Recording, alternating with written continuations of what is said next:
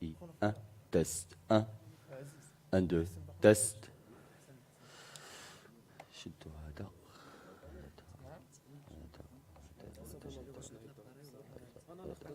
ناخذ شي وحده فيها غير صغيره واحد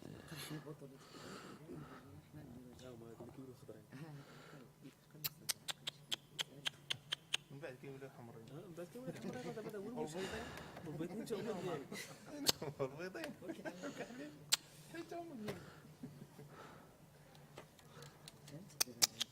صافي دابا غير صافي سير هذا نقدر نمشي دابا نشوف انا غندوز مزيان دابا هذا بلاصتك لذيذ اللي عجبني شويه لا شويه test 1 1 2 test test 1 test du son check sound check. ندير هنا واحد تيست دير معايا تيست خاصوتي بحال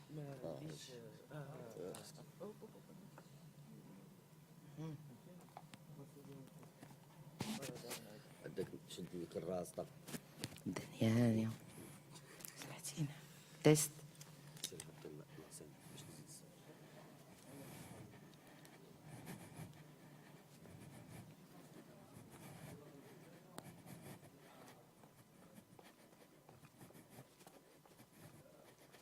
تيست تيست علي مزيان هنا مزيان تيست كتسمع تيست صباح الخير نزيد نهضر مرحبا بكم تبارك الله عليكم هنايا مزيان تيست تيست تيست تيست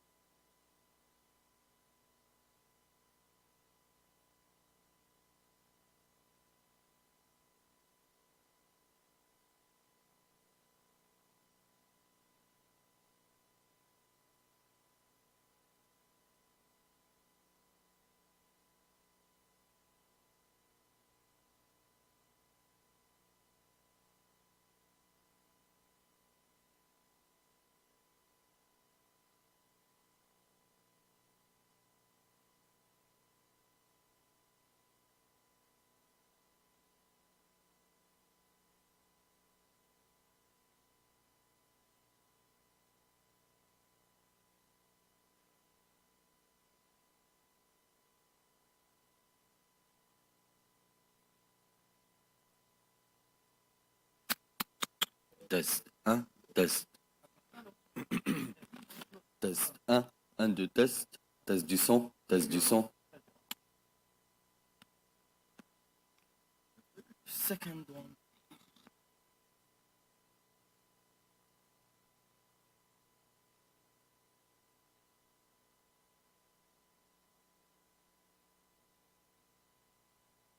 Ah.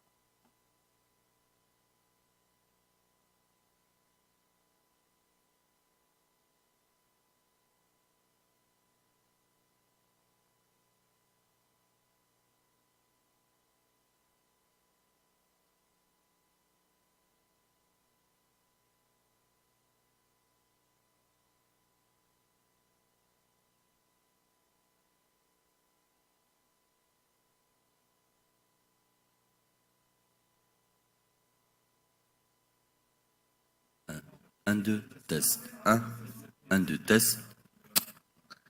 Check. 1, 1.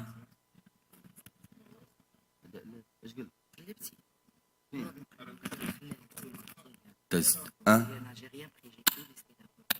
1, 2. Test, test 1.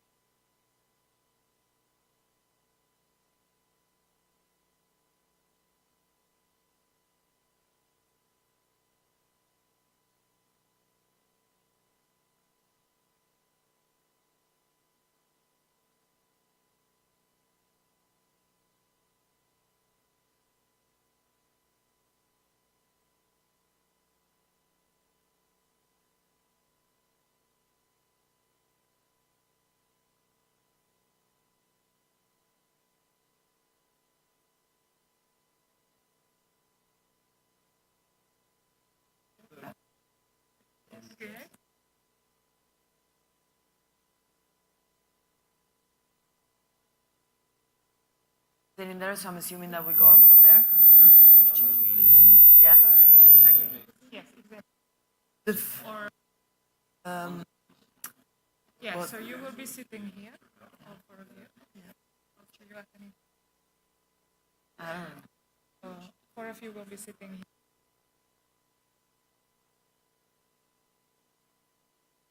The order. Are we going the order of those who asked the question? Should be Luke because it's pretty much the same. The same. Give on the microphone.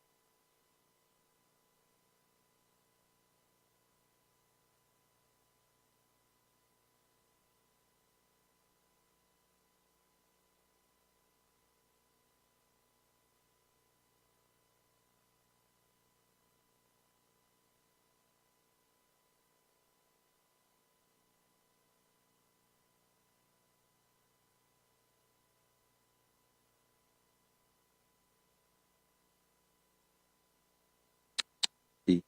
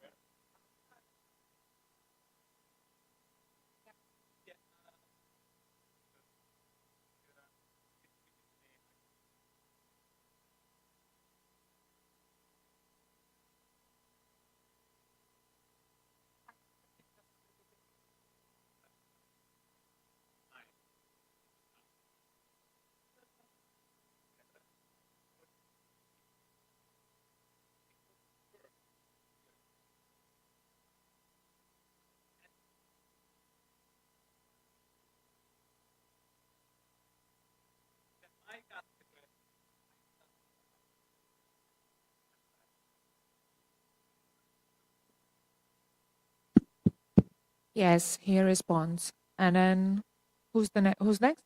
You, Radwa, you will reflect on the glorious remarks. You talk. Can we test that their mics work? Can we have them on for a little bit? Thank you.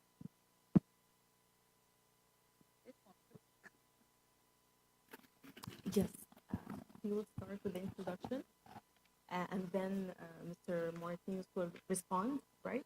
And then anybody, and then I have to like.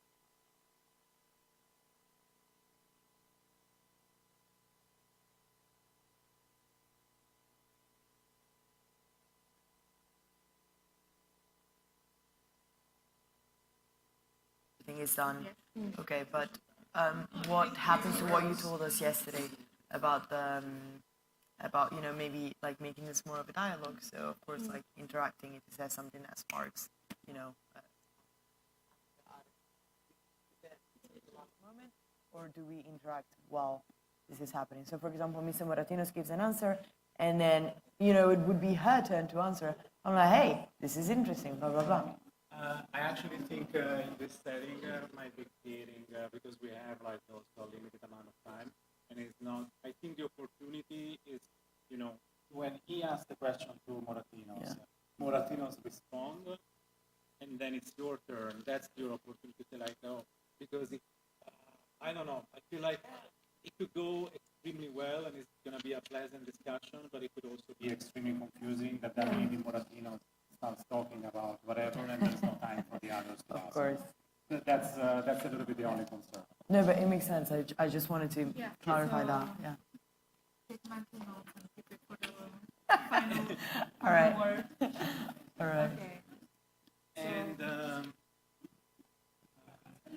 So actually, it works.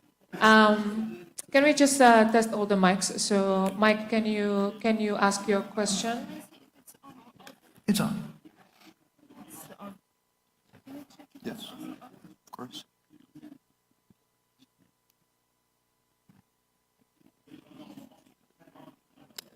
It's on. Yeah. Yeah, mine's definitely on.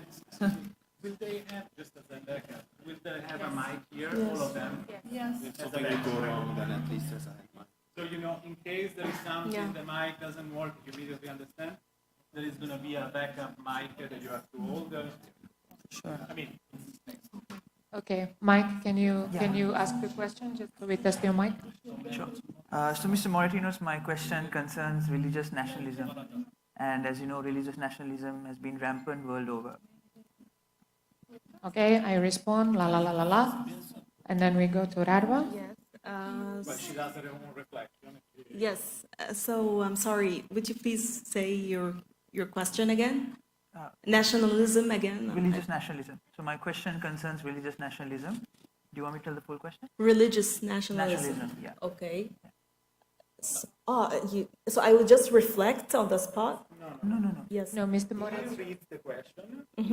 He says his question. Yeah. Did you see all the four questions? Yes. right? Yes. Yeah. So he poses the first, after he does doing the wrap up, he Yes. poses the first question And to then. Moratinos. Moratinos give his answer. We don't know what he will say, Yes, but yes. he will answer his question. When he stops, you say, if you want to reflect or if you have something, it's like, oh, that's very interesting. But when after that part, you have to ask. Yes, your my question. So I should knock it off once I'm done, no? It's better. No, I know it's confusing. No, It's no, like it's the now I get it. clear now. No, after I make my remarks? Should be like the Okay. Anything is unclear, even the most, because I don't know, like this is the moment, I mean, yeah. It's okay. no question is stupid. Okay, so Mike's mic works. Mike clearly does too. Radwa. So I will ask. Can you talk? Yes. I think they turn off my mic now. That one now should be speaking, Yes. So her mic is not working. I don't think we can hear her. Yeah. yes. Yes. Is it on? Yeah. Okay. All right. Even though But it's yes. I think it's okay. Right. Okay. So thank you. So I would just like to. You turn your head. Because you won't thank him, because he is Yes. posing the question to Moratino, Ah, so you right. don't have to thank him. Okay. I would just. Her head will be turned that Here. way, so maybe the mic. Testing one.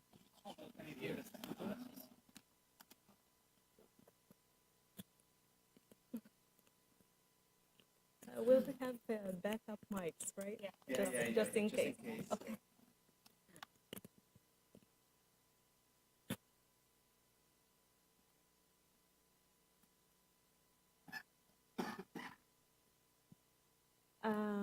Thank you, Your Excellency, Mr. Moratinos. My question, do I say it now, just as a rehearsal? So imagine the Moratinos has Yes. finished, and it's your turn. Okay. Thank you very much. So I just thought about thanking him As you for wish, as you wish. as I wish. Yeah, yeah. Okay. So my question revolves around the role of youth and their agency in directly being involved in formulating projects that address religious diversity. So today, of course, with the presence of globalization and digital media,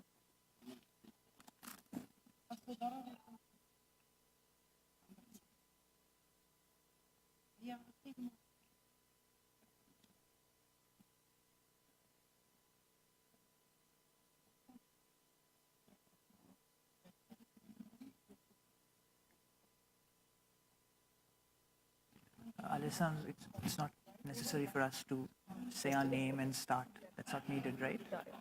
Just straight away. Yeah. Sure. Yes.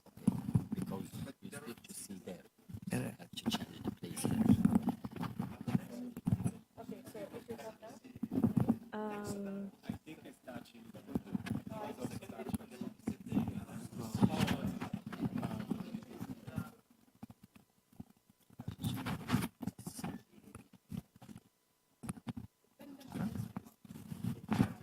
Testing one. Testing one. Testing one. So you guys, Alessandro, I have a quick question. So once we're done, I know we've got to get rid of our mics, so where do we go? No. We get to that one.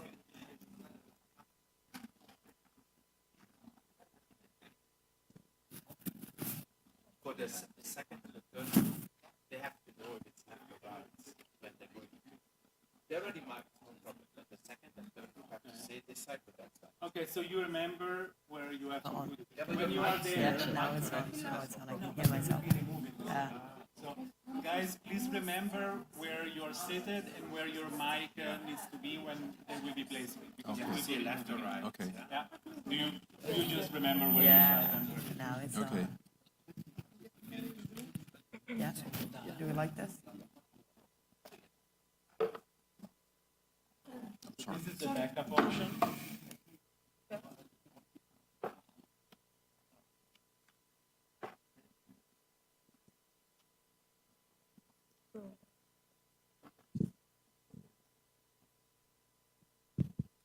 All right. So, Mr. Martino's end? I'm talking. La la la.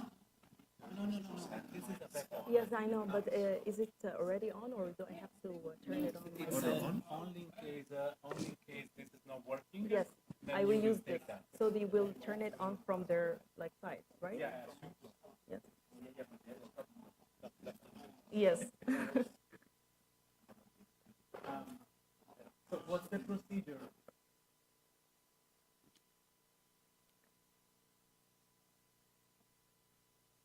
And just turn them on and mute them.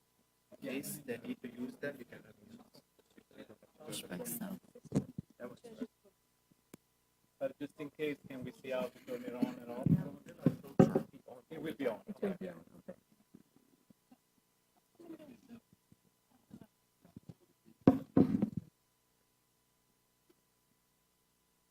We have the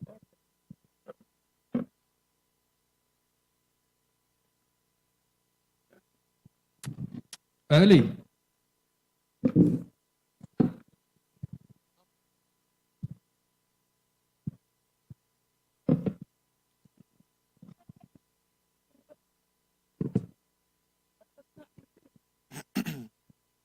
All right, maybe we can.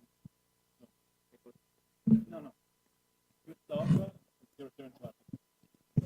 Go ahead. Yes. Okay.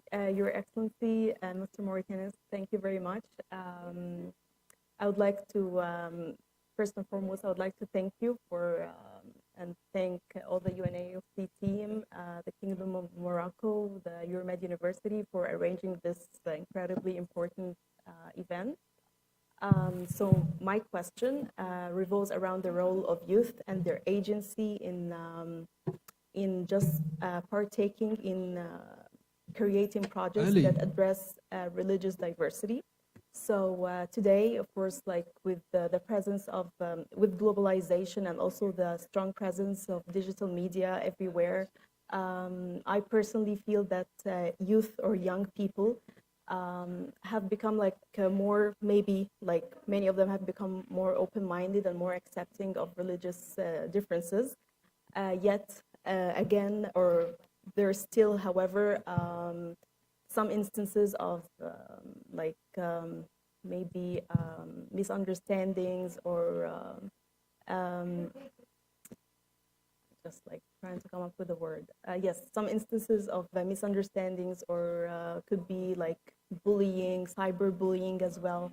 So there are like many, just like a mix of different aspects when it comes to like accepting or understanding religious differences.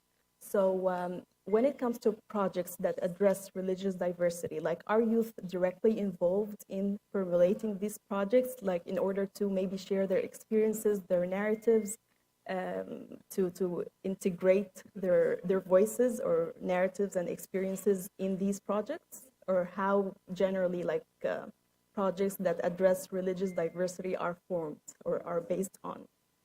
So, The question is, what is the role of youth? yes. No, I think it's good. Maybe Is it clear or? one suggestion, because it's very good that you do the first preamble. It's very good because you kind of set the scene. That's very important. When it comes to the question, be very direct. Yes. Try to make mental focus and ask, not like maybe interrupt or something. Okay. Have like what is a the direct the question that you want to I think ask. I think the way you phrased it was very good, and then you finish with, so how do you see the role of youth Yes. in shaping this project? Just like a short, focused Just very question. straightforward. Okay. Short and Yes, yes. Okay. So, yes, blah blah blah, respond, la la la. Okay. Joa. So, thank you, Mr. Moratinos. So, my question regards the validation of the opinion of young leaders around the world. So, towards that, I would like to ask you, Mr. Moratinos, how can we create a more productive, plural, and interesting forum or platform that welcomes different generations from different beliefs in order to validate the opinion of young leaders? Thank you, thank you. Can you guys hear in the back? Was this loud enough? Yeah? Can you hear? Okay, great. I'm responding. La la la la la. Thank you, Mr. Martinez. I agree. Is this loud? This is Is it on? Hello, do you hear me now? No. No. Yes. All right. All right, so I'm gonna talk and see if you can hear me. All right, thank you so much, Mr. Martinez. I agree, whatever, blah, blah, blah. Yeah, you reflect, even in your yeah, case, depending on what it sure. says. Yes. If you want to say something, Okay. please say something. Okay. Otherwise, say like, oh, interesting, but I would like to answer the question. Okay. Yeah. As you wish. Perfect. All right. If you don't mind, I'd like to go back to the roots, the real reason why we're here. So the conference, this conference.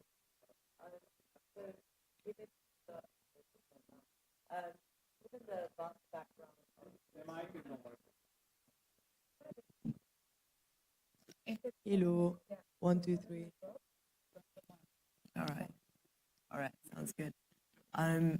Given the vast diversity of the people and especially the young people attending this conference, I'm talking about religious background. How can we ensure that the motto, one humanity, many cultures, will remain such, will not, will not remain such, but will in fact be implemented in even in areas where faith-based conflict is still present? Right. No, this sounds great. Actually, now I wonder, shouldn't we just stick to these mics? Because they seem to be pretty straightforward, and this How do you seems feel? to be creating a little bit. Because you feel okay with Yes, these mics? yes. Because Yes. this would help a lot, the whole thing. Yeah. Yeah. Yeah, I I agree think with you, because it will avoid also that going there, going out. yeah, yeah. Yeah. I think personally, if you are comfortable using these Yeah, mics, me too. I think let's just agree I on mean, this. because Yes, of the mic placement, I'm not Yeah, looking at the everybody audience. has- I'm conscious about looking this way Yes. because my mic is over think- here. Well, I think it was for the optics. I'm conscious. Yeah, but if you guys are comfortable using this, then I think Let's tell the is this okay? We use these for everything, and then we not gonna have a problem with the switch and all that. Est-ce qu'on peut parler, parce que vous parlez anglais ou? I can help you. So basically, oh yeah, that would be we were thinking, because this thing of the mic, can we just use this? No. On peut utiliser est-ce qu'on peut utiliser le micro au lieu, Non. parce que vous voyez le truc qu'on attache, ça cause un peu de problème. Ok, super. That's what they recommend. Yeah, that's what they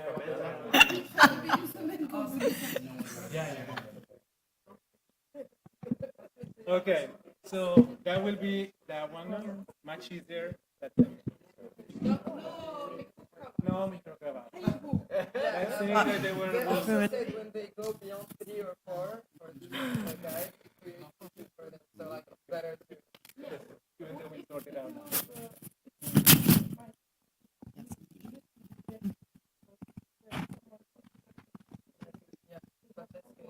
Okay.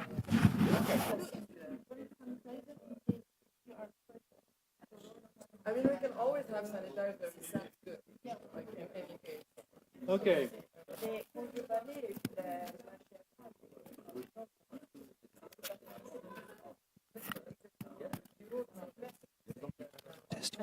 لو هي بقى هروح دلوقتي بعد ما نخلص هروح بقى عشان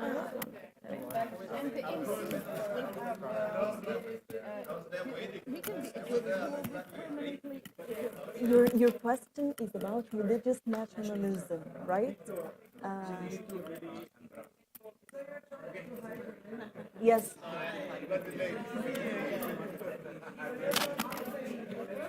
Yes. So religious nationalism, it means like, the belonging or identifying religion as a national identity for like a particular country, for example, right? Okay. Yes. Yes, yes, yes. Are we done or can we go get ready and yes? Yes, and you then once it's over, you walk from this side and you take your seat. We walk from this side, right? Yes. Yes. Yes. Yes. Is it when we introduce the speakers, is it only the name or is that maybe different? Are you going to change your question? Me? No, I'm going to stick to the same ones. Yes, yes, our questions. Yes.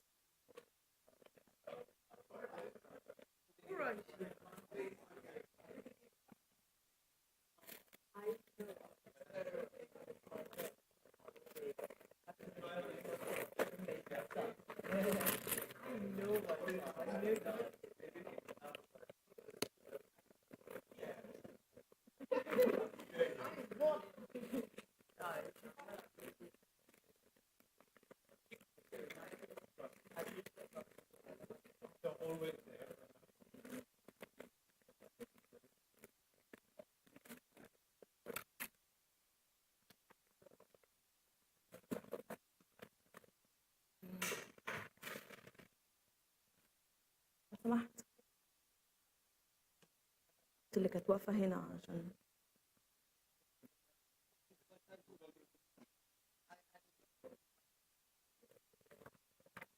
هي خلاص لقيتها.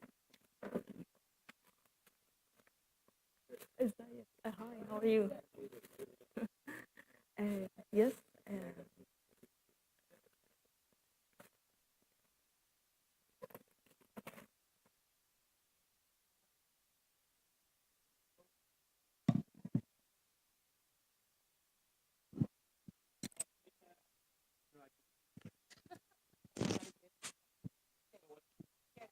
No, because for Victor, I need to have how are you?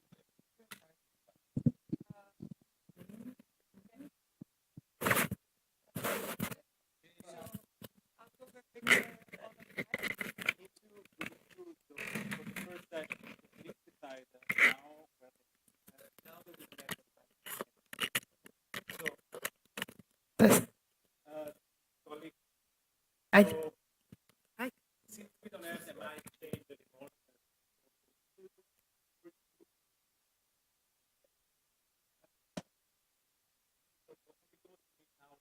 yeah.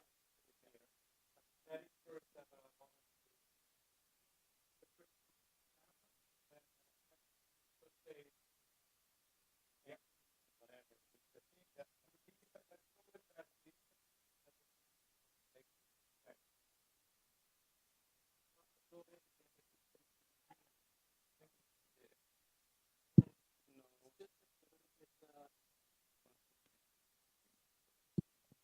yeah, whatever. Yeah, that's okay. I'll finish that off. Maybe one group is there and one group is here, so they can sit down. Yeah, you just like if you're on stage, you just stand aside or whatever.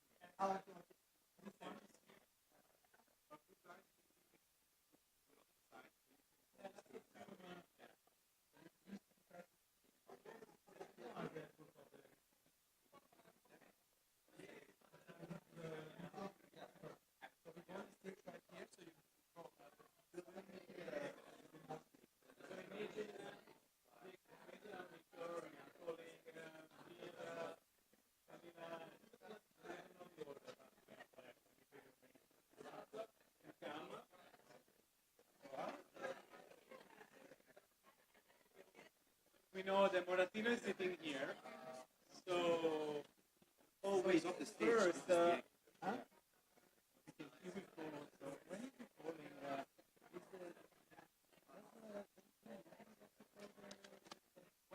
is the no, invite, Victor invite. Okay. Oh yeah, Victor invites.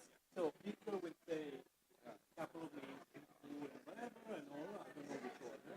Then everybody will come on stage, including. So, at this point, Moratinos won't be here anymore. So the stage will be empty. So you need to know where you're sitting so that Jilpul and Adamadiang are sitting in the middle. Maybe Jilpul and Adamadiang can sit in the middle, so you know that you're always sitting. So I think it would be good to have a lady here. You decide. Yeah, I can. So if I'm Adama, it would be good that I. In front. Please, just sitting here. These two ones that sit here. I don't know if it's Jilpul or Adamadiang. Let's have the center.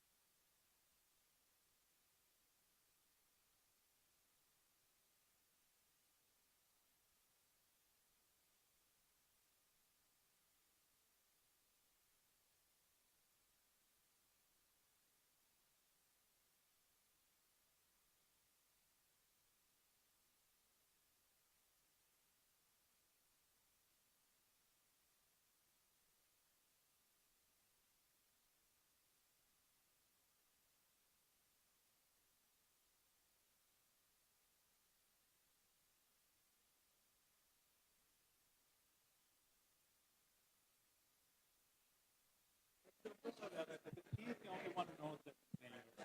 Yes.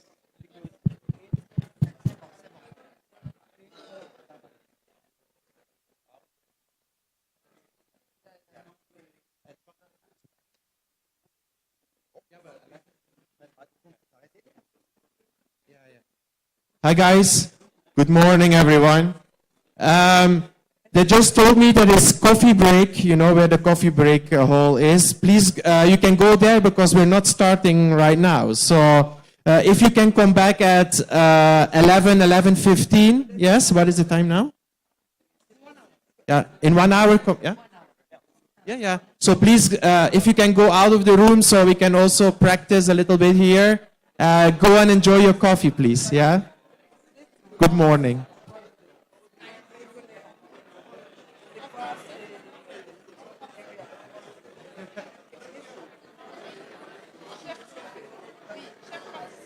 Ouais. Pour les francophones, il y a Pouce Café à l'entrée. Alors, s'il vous plaît, si vous voulez sortir la salle, s'il vous plaît, parce qu'on doit pratiquer maintenant. Merci beaucoup.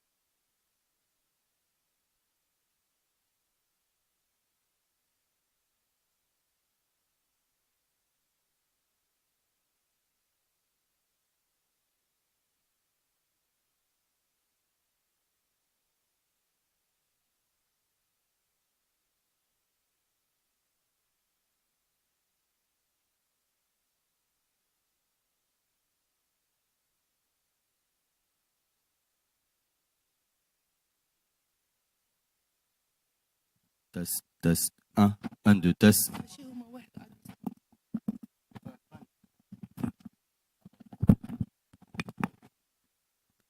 Mr. Nana, are you hearing me? Can you hear me, Mr. Nana? Test, test, test, test, test, test, test, test, test, test, test. Mr. Nana, can you hear me, Mr. Nana? Mr. Nana? D'accord. Can you hear me, Mr. Nana? Yes. Okay, thank you, Mr. Nana. So we will do the test again by 11:10, okay?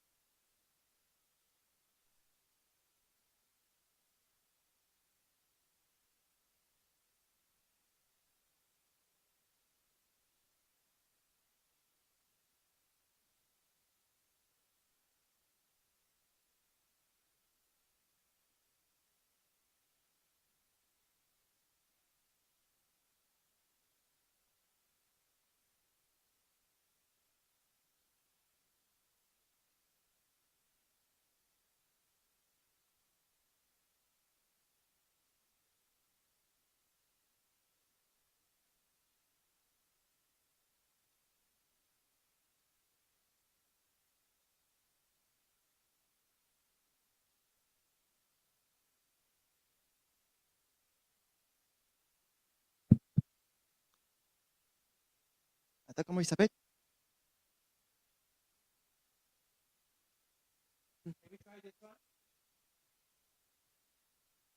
Okay, so it's working. Great. Are they all gonna be on at the same time or the mics? Okay. Okay.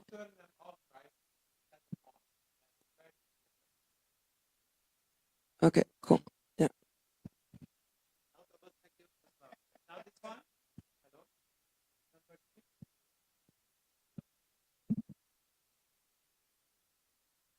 It's oh wait.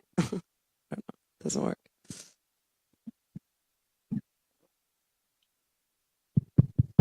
Now? Okay, Yeah. perfect. Okay. Do you they should all be turned on, right? Or yeah. Yeah, working? Camila.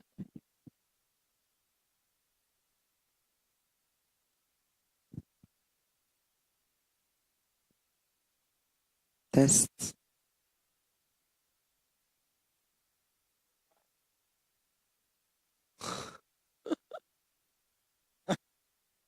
No test.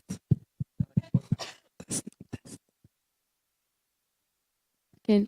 Okay, now it's working. Thank you. 1, 2, 1, 2. Voilà. Ça, c'est réglé. Do you want to kind of like go over very quickly or we figure it out off stage? The questions. Oh, okay. Like Yeah, yeah. But I just wanted to see if they feel more comfortable, sort of like okay. okay. So we come up this way and okay. Like, So shall we we're try? not doing that way because earlier okay. Okay, cool. All right. Okay. All right. Thank you. Ooh.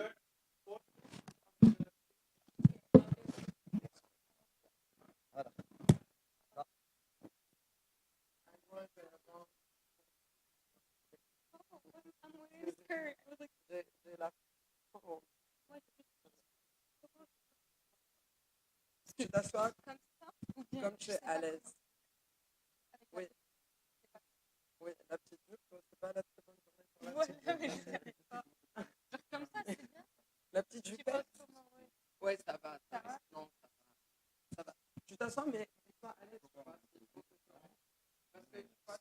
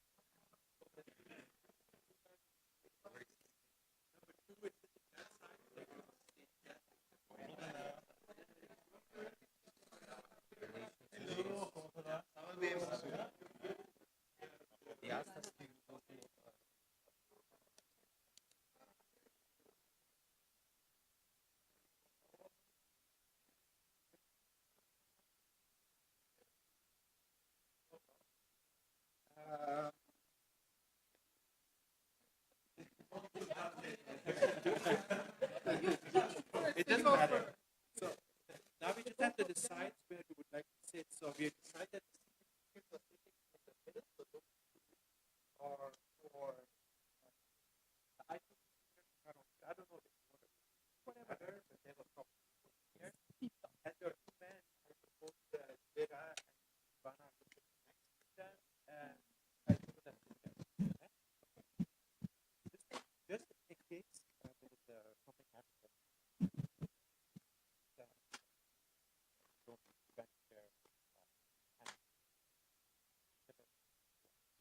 Good. Imagine one of them is over 100.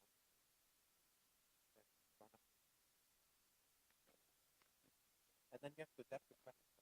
But all of our the questions will actually, I think both of them. But they are both. They both have. But no, but kind of. So he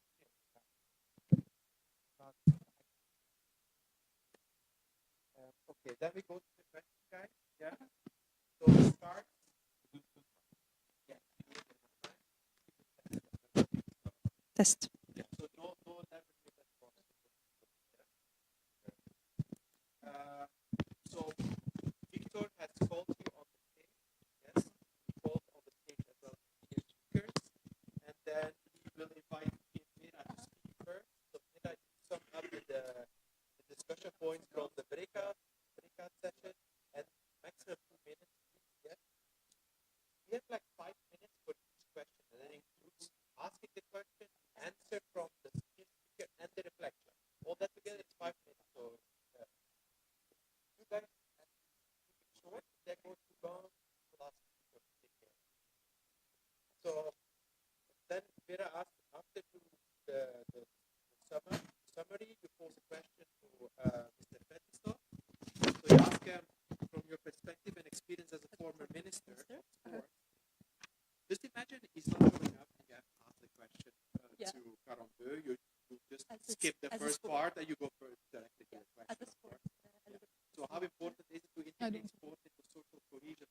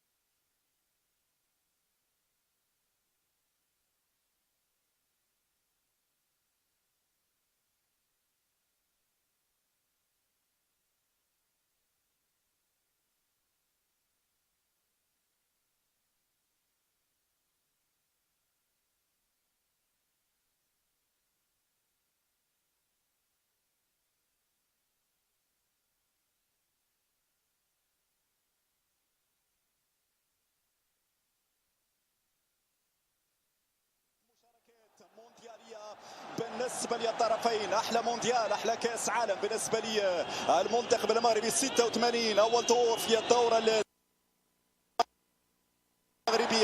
هنا السلام من سفيان مرابط، يرجع للخلف رومان سيس مع نايف فاكرد. التسال مشاهدينا الكرام، كيف هي الحالة البدنية بالنسبة لنايف؟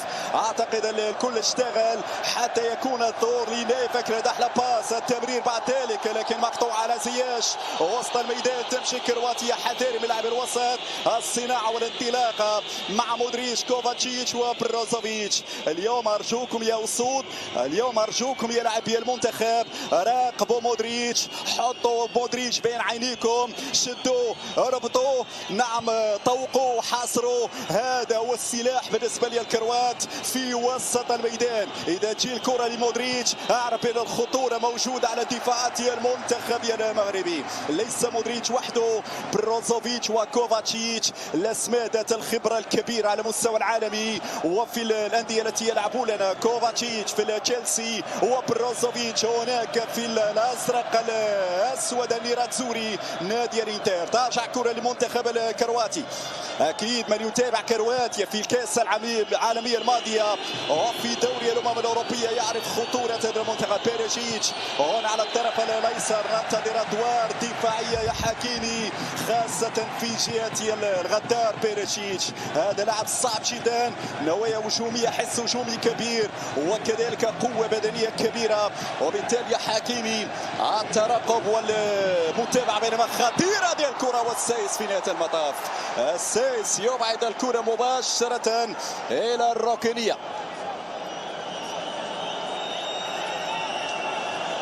اذا هذه اللقطه الماضيه والسيس يتابع الكره. هذه الاعاده مره اخرى للكره الماضيه للرومان سايس. اذا ستلعب هذه الركنيه لفائده المنتخب الكرواتي. حذاري من الكرات الثابته. كوفاتشيتش يمشي مع مودريتش الان لتنفيذ الركنيه. الاستحواذ عند المنتخب الكرواتي هذا شيء خطير جدا، لذلك ننتبه لا نترك الكره كثيرا بين اقدام الرفقاء. لعب مودريتش يرفع الكره وعلى القائمه الثاني ومقطوعه بالراس. رجعت مره اخرى مغربيه فيها خطوره لا زالت موجوده. وهنا حكيمي لا تلعب بالنار يا حكيمي. رجعت لمودريتش، حذاري ما يسددش، حذاري ما يسددش. لماذا قلت حذاري ما يسددش؟ لان مودريتش بالارقام على ريال مدريد من اصل 36 هدف يسجل 18 هدف من خارج منطقه الجزاء. هذا السلاح استراتيجي صعب يجب الانتباه له من طرف لاعبي المنتخب المغربي. ترجع كره مره اخرى، الاستلام عن طريق بروزوفيتش في عمليه الخروج بالكره. التسال يا وليد يا الركراكي، هذا اللاعب بدفاع متاخر لازم يطلع على بلوك في بعض الاحيان، شيء مهم جدا ويبعد الخطوره على المناطق. ياسين بونو، مودريتش الان في استلام الكره، تبادل الادوار بين مودريتش وبروزوفيتش على مستوى الخروج بالكره والربط في وسط الميدان. راجعت كوفاتشيتش مباشره مودريتش لمن المعركة اليوم تربح في وسط الميدان يا وليد يا الركراكي. إذا أكيد تكبل هذا الثلاثي فأنت قطعت أشواط مهمة جدا نحو تحقيق النتيجة إيجابية. برافو سفيان برابط، هنا يرابط في وسط الميدان، يقطع كرة زياش هنا مليمترية عابرة من وسط الميدان توصل بعد ذلك للسايس، يكسب المساحة سايس. الخروج من الرقابة سفيان بوفال. برافو لازم نمسك الكرة، لازم نلعب دقائق في مناطق المنتخب الكرواتي، نعطي رسالة بأننا جاهزين حاضرين. في كرة ممكن شوط فيها جول. الدفاع يتدخل، الدفاع في الابعاد والثانية بعد ذلك، لكن جدار كرواتيا، الجدار في كرة أولى وفي انذار أول وفي ظهور أول يصود الأطلس على مستوى الهجومي. رجعت كرة لفائدة المنتخب الكرواتي، مرقولة لبروزوفيتش يوصل لسوزا. واضح تماما المدرب زلاتكو داليتش على 4-3-3. لوفرين كفارديول في محور الدفاع، يورانوفيتش في الجهه اليمنى، سوزا في الجهه اليسرى، مودريتش بروزوفيتش كوفاتشيتش في وسط الميدان، وكراماريتش في الخط الامامي يتوسط فلاشيتش وبيريتشيتش. فيها صافره وفيها خطا لفائده المنتخب المغربي. المنتخب الكرواتي مشاهدي الكرام، يعني قوته في وسط الميدان، منتخب منظم على مستوى البناء الهجومي وعلى مستوى التوازن الدفاعي، زائد الخروج الجيد بالكرة. هذه من النقاط اللي يمتاز بها المنتخب الكرواتي. عنده كذلك الدقة في التمرير، وهذه من خصائص ثلاثي وسط الميدان. نحكي كثيرا عن مزايا ونقاط قوة المنتخب الكرواتي، لأنه أعرف مباراة صعبة لأنك تلعب أمام منتخب مصنف، منتخب هو وصيف بطل العالم. يعني كثير من الثوابت كانت شاهدة على الفاينل 2018 أمام المنتخب الفرنسي. يمشي هنا لحكيمي، حكيمي في موسم مميز مع نادي باريس سان جيرمان. زياش يرفع الكرة لكن فقط هناك المتابعة من يورانوفيتش. يمشي لعب مودريتش، عملية الضغط، اضغط يا بوفال، يعمل البريسينغ هنا، والضغط من زياش. هذه من الأشياء التي نريدها يا زياش. الواجبات الدفاعية ستكون مطلوبة منك يا زياش. نعم هذا ما يؤاخذ عليه الجمهور المغربي والمتتبع. حكيم زياش بدنيا أتمنى اليوم يكون في الفورمة والجاهزية التامة مع السليمة ملاح، لأن ملاح لم يسلم من الإصابات في الأشهر الماضية. اليوم تم تجهيزه خصيصا لهذه الكأس العالمية. تمشي كرة لي غفارديول يرجع لي لوفريز، 0 مقابل 0 حتى الآن مشاهدي الكرام هنا في استاد البيت. الكرة تمشي للأمام طولية لكن سايس يراقب المنارة الدفاعية. الكابيتانو غانم سايس، خبرة السنين تتكلم هنا في هذا الحدث العالمي. أتمنى اليوم يكون هذا الانسجام والتناغم بين السايس والنايف. أكرد أعرف بأن المهمة الصعبة يا نايف، وأنت العائد من الإصابة، يعني لعنة الإصابات طاردتك مع الويست هام التجربة الجديدة في البريمير ليج. هذه الكرة الماضية هو السايس في عملية المراقبة. ياسين بونو في تنفيذ ضربة المرمى. روح كبيرة اليوم في المدرجات. شكر كل الشكر الجماهير المغربية. جسر عبور ليليا هنا بين كازابلانكا والدوحة. 5 رحلات مباشرة لنقل الجماهير المغربية في ظرف قياسي جدا لتأمين الحضور في استاد البيت. هذه عادة الجماهير المغربية، واليوم جمهور يعطيك إحساس بأنك تلعب في كازا أو تلعب في الرباط أو تلعب في مراكش أو تلعب في مدينة فاس. هكذه الأجواء عربية بنكهة مغربية. بالأمس كانت الفرحة مع السعوديين وكانت كذلك الفرحة مع التشريف التوانسة. نعم الأسطول قرطاج حلقت أمام الدنمارك، واليوم نتمنى الأسطول تظهر أمام نجوم كرواتيا. تمشي الكرة مرة أخرى للسوزا، رجعت مرة أخرى لكفارديول لماريا كفارديول يوصل الكرة على الجهة اليسرى. هنا النقل ناحية لعب سوسة مرة أخرى، عملية الضغط ممتاز. يوسف انصيري المشاكس يمشي لزياش الباس، ولكن هنا القراءة، هنا التدخل من كفارديول أمام كرة زياش.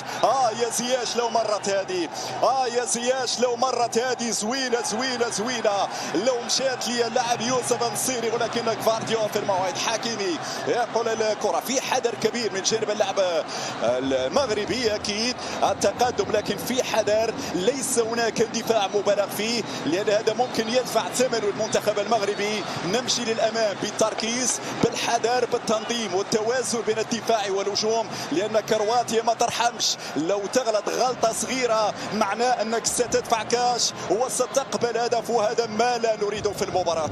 كرة في وسط الميدان تمشي ناحيه المنتخب المغربي، يعني يدخل تدريجيا المنتخب.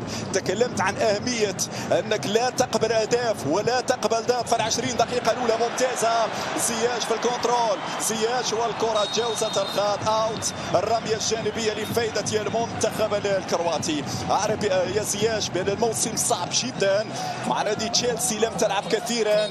هناك من يقول بأن هناك نقص في الجاهزية التنافسية لزياش، ولكن صدقوني زياش في مثل هذه المواعيد قادر انه يعطي الاضافه وقادر يخلي الهجوم افضل وافضل مع وليد الركراكي. كره في وسط الميدان، انطلاقه كرواتيه ولكن سايس يراقب يتركها للجدار. ياسين بونو اولي الموجه عرفناها في المكسيك، ولكن تحضر هنا في مدرجات استاد البيت مع الجمهور المغربي.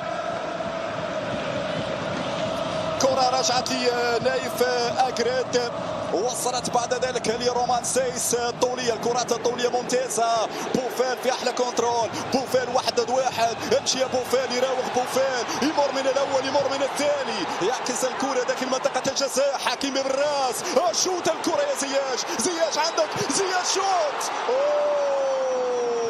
دفاع، رجعت مغربيه في احلى كره لحكيمي، حكيمي سدد. الانذار الثاني بقدم حكيمي بعد كرة الفنان بوفال، عبر من اليسار لليمين والكرة تدور من اليمين لليسار. هنا حكيمي في التسديد، ولكن حارس المرمى ليفاكوفيتش في اول كره وفي اول تصدي امام لاعبي نادي باريس سان جيرمان. لو تسالني عن نقاط قوه المنتخب المغربي ساقول الاطراف حكيمي وكذلك اللاعب مزراوي في الجهه اليسرى. اذا رجعت الكره في منتصف الميدان، هنا تمشي لفائده المنتخب المغربي.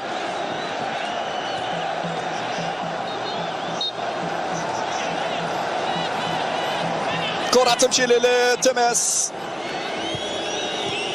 هنا وصلت على الجهة اليسرى، هذه خطيرة من مودريتش، مودريتش في المراوغة، مودريتش يدخل العرضية ولكن فيها تغطية دفاعية. بعد ذلك وصلت على الجهة اليسرى، رجعت للخلف،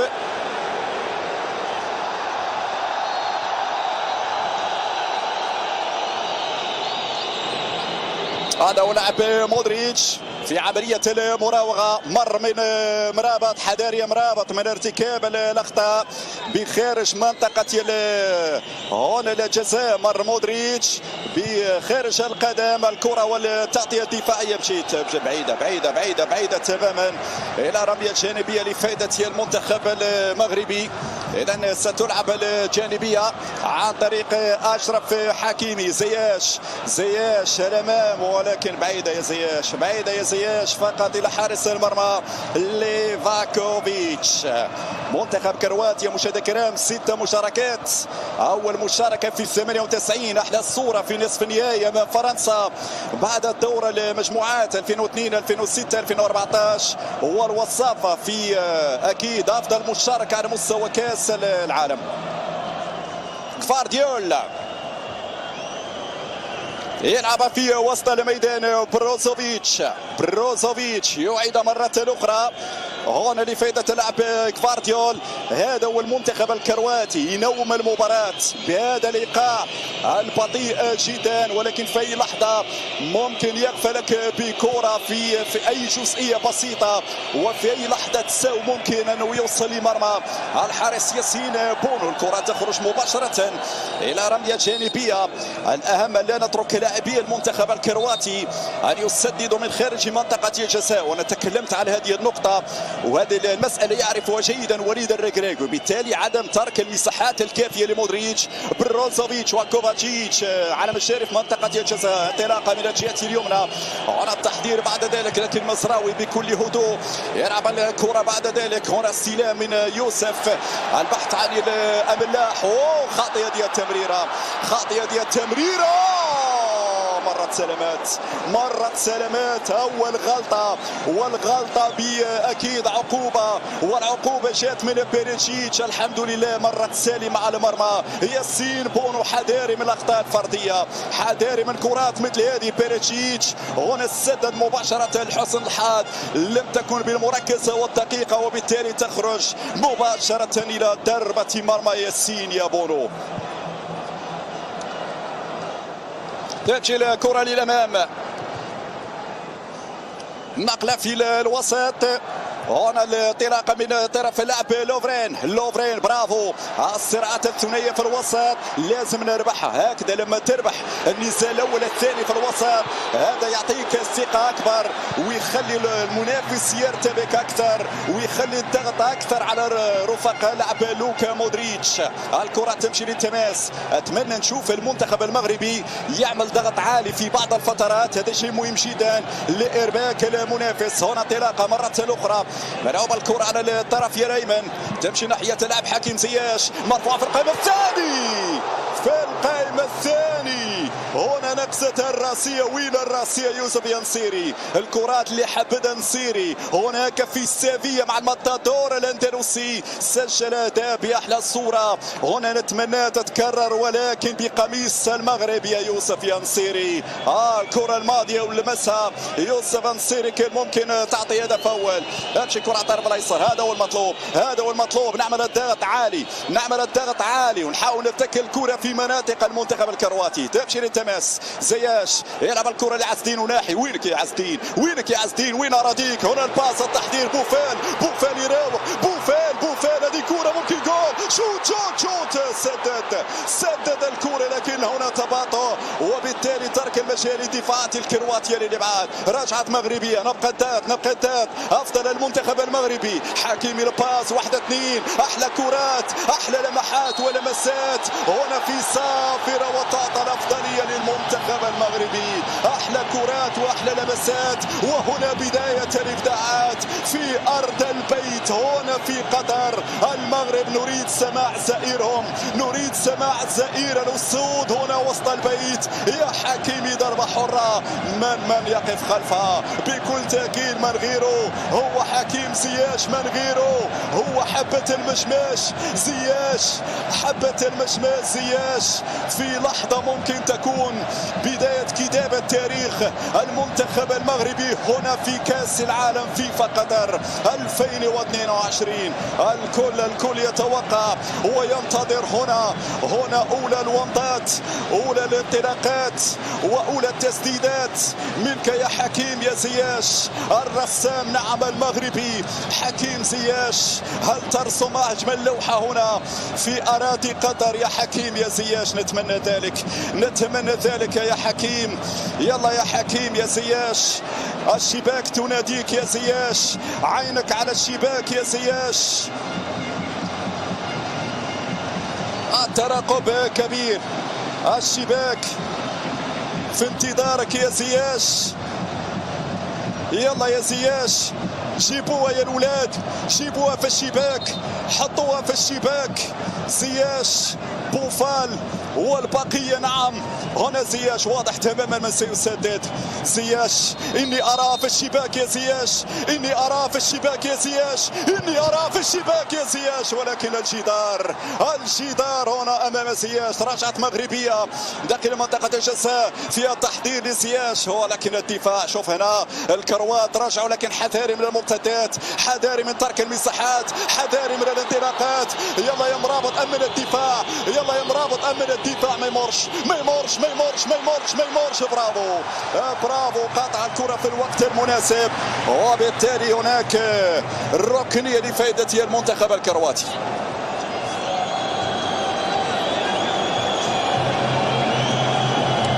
إذن سنتابع الركنية في هذه اللحظات أكيد. هنا الإعادة والتدخل الماضي، عودة كانت سريعة لمزراوي. شفنا لما المنتخب المغربي يعني تقدم بأكبر عدد من اللاعبين، شفنا المساحات. وهنا كرواتيا لو تعطيها الشبر في الميدان فمعناه أنك تلعب بالنار. ودائما نتكلم عن التوازن المطلوب بين الحالتين الدفاعية والهجومية. ستلعب هذه الركنية بالراس. دائما في الكرات العالية الكرة عادنا، حتى لما أقارن القامات مدافعي المنتخب المغربي مع قامات اللاعبين الكروات، نحن الأفضل في الكرات العالية. لذلك ستلاحظ بأن المنتخب الكرواتي يلعب أكثر كرات على الأرض. هنا انطلاقة كرواتية من جديد، ما يمرش. مزراوي يغطي هناك في الجهة اليسرى فيها أرضية ومتابعة دفاعية. بعد ذلك رجعت من حكيم زياش في عملية التمويه، لم ينجح في ذلك. بيريتشيتش يعيد الكرة للخلف، وصلت للاعب سوزا تمشي على الطرف الايسر. بيريتشيتش للخلف مرة أخرى. إذا نرجع للحالة الدفاعية هنا للمنتخب المغربي الادوار الدفاعيه. ولاحظ معي اول من يدافع هو يوسف النصيري مع زياش، وهذه النقطه مهمه كما ذكرت ان زياش يرجع كثيرا ويبقى قريب من اشرف حكيمي. تلاحظ بان هناك تعليمات صارمه من وليد الركراكي ان المزراوي وحكيمي كذلك لا يصعد كثيرا. هنا التعليمات واضحه من وليد، لان المجازفه والظهور هجوميا اكثر والصعود اكثر يخلي ثغرات في الخلف، وهذه المساله شفناها اكثر في كاس الامم الافريقيه الماضيه. هناك حكيمي غلطه يا حكيمي، ممنوع مثل هذه الاخطاء، الاخطاء ممنوعه. ثاني تمريره خاطئه، الافتكاك على نحو الرائع من المرابط يمشي لسفيان بوفال. هنا قطار، متى ينطلق قطارك يا سفيان؟ متى ينطلق قطارك يا سفيان من الجهه اليسرى؟ القطار المكوكي العابر، هذا ما نريده اليوم في الرواق الايسر. الرواق رواقك والمجال مجالك، اكيد المساحات ستكون عندك يا بوفال، 1 ضد 1 ممتاز في المهاره. لذلك اتمنى نشوف واحده من الاختراقات الفعاله لسفيان بوفال في الطرف يا الايسر. رجعت الكرة مرة أخرى. اسمعوا الأصداء والأجواء في مدرجات ملعب البيت. حكيمي انطلق، أحلى كنترول يا حكيمي، ولكن تجاوزت الخطأ. لا حكيمي عندك الكرة، حكيمي هنا 1 ضد 1. حكيمي وفيها لمسة يد ماذا؟ هل فيها شيء ماذا؟ الكرة تخرج مباشرة إلى الجانبية. هل رأيتم هذه الانطلاقة القوية لحكيمي؟ يلحق بالكرة في هذه الصورة. تجاوزت الخط بكل أمانة، الكرة تجاوزت الخط في اللقطة الماضية. عموما لحسن حظنا الحكم الأرجنتيني هنا فرناندو أندريس راباليني يعطينا الرمية الجانبية. سفيان مرابط، رجعت الكرة للخلف. حتى الآن ما فيش حد أحسن من حد في تكافؤ بين المنتخبين. الآن بدأت الثقة تزداد أكثر، لأن نشوف تحركات مغربية في مناطق المنتخب الكرواتي. كل ما لعبنا أكثر في مناطق الكروات كل ما كان طموحنا أكبر، وسقف الطموح يزداد أكثر مع مرور الوقت. هذه كرة طولية ممتازة،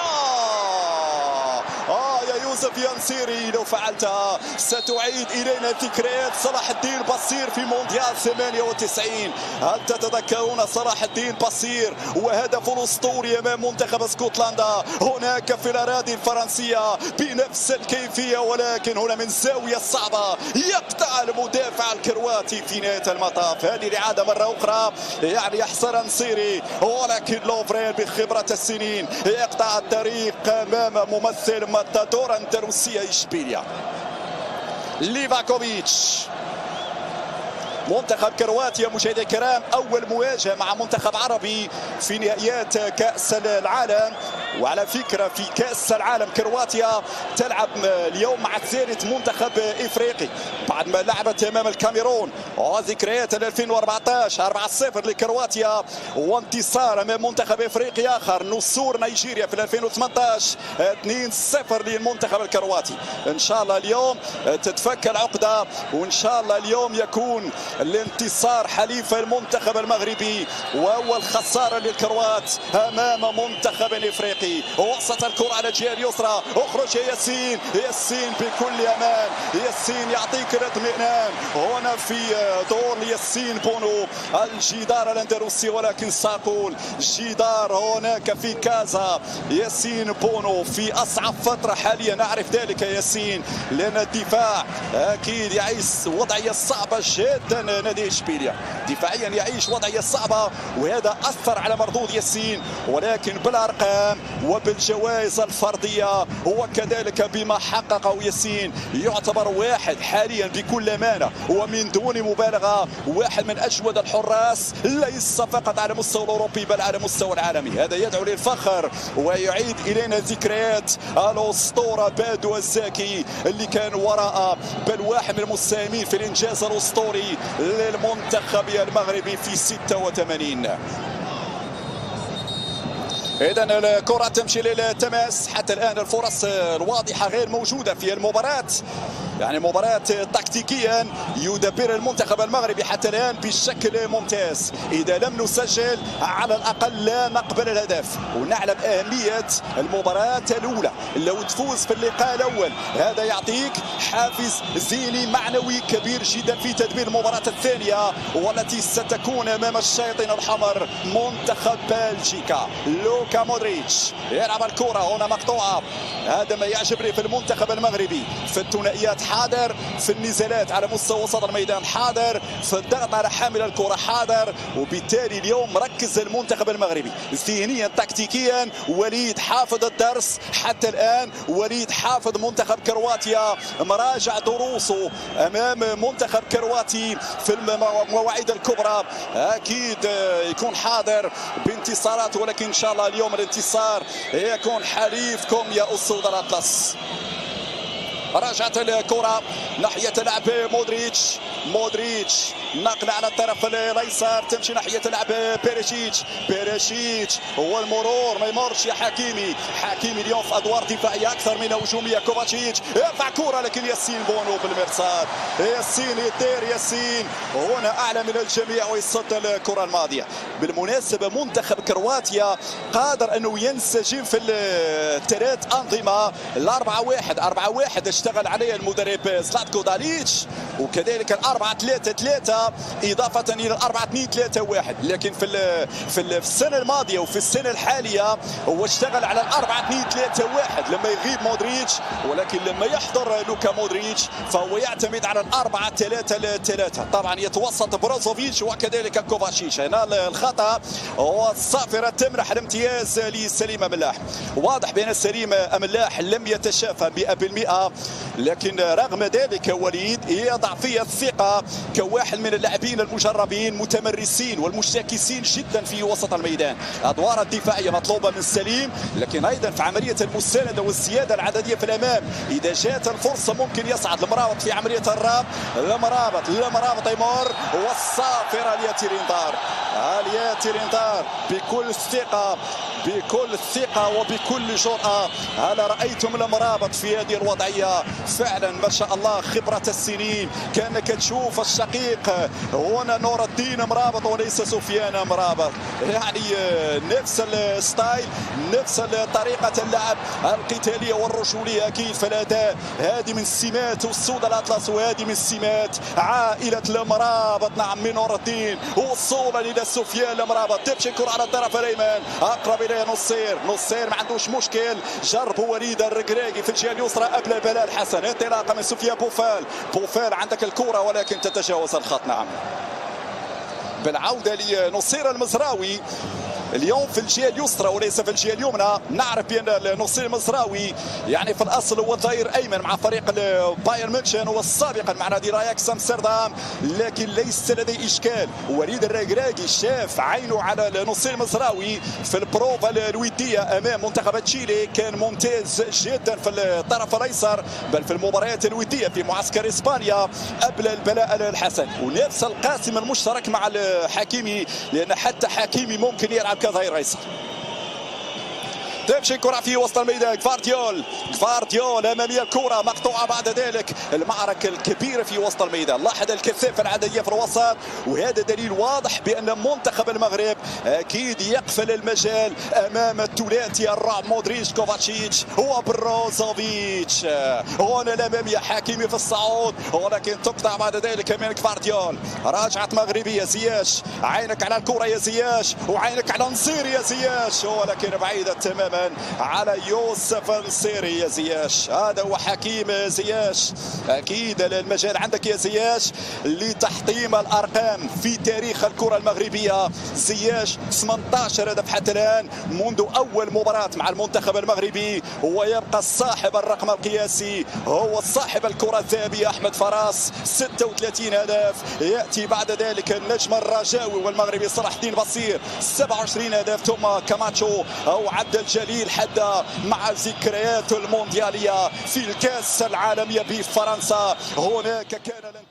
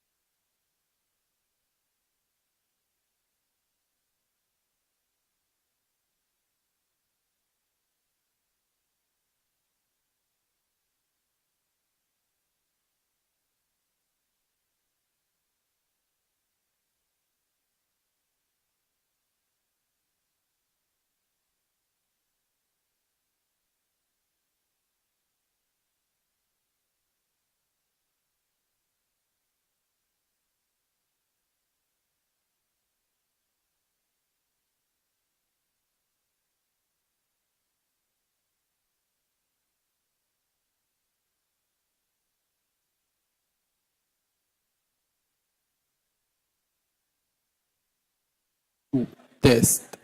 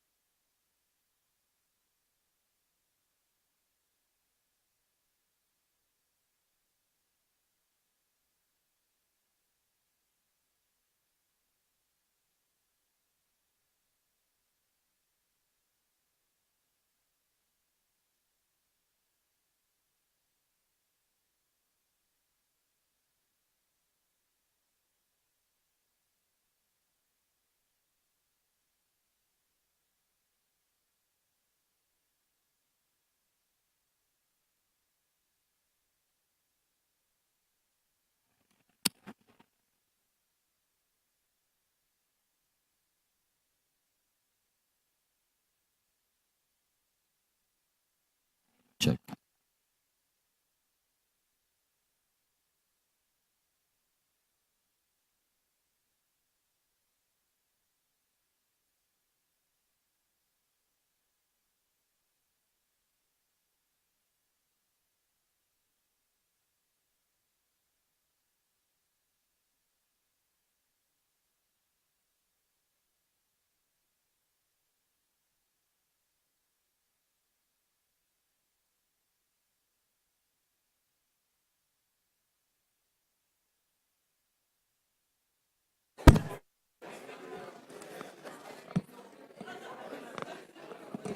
Hello.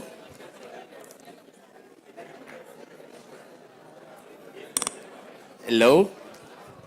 Hi. Hello. Can you see me?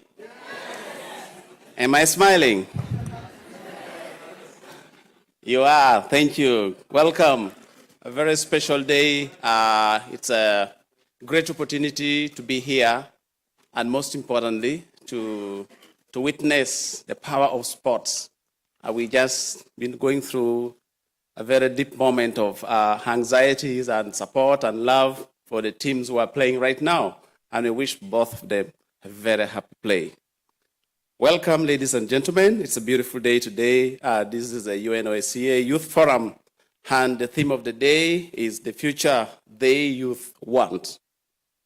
We or they, both, right? The future we want and the future the youth want. And also the most important thing is today we'll be having a wonderful dialogue on how do we bridge the gap between the generation. We're looking at intergenerational dialogue. There's so much power in generations or across all generations. And today we are blessed to have with us very distinguished guests, our leaders, our seniors, our mentors. And we are very happy you could make time to come and be with the young, vibrant, innovative drivers of change in the world today. Come on, let's give a big welcome to our guests.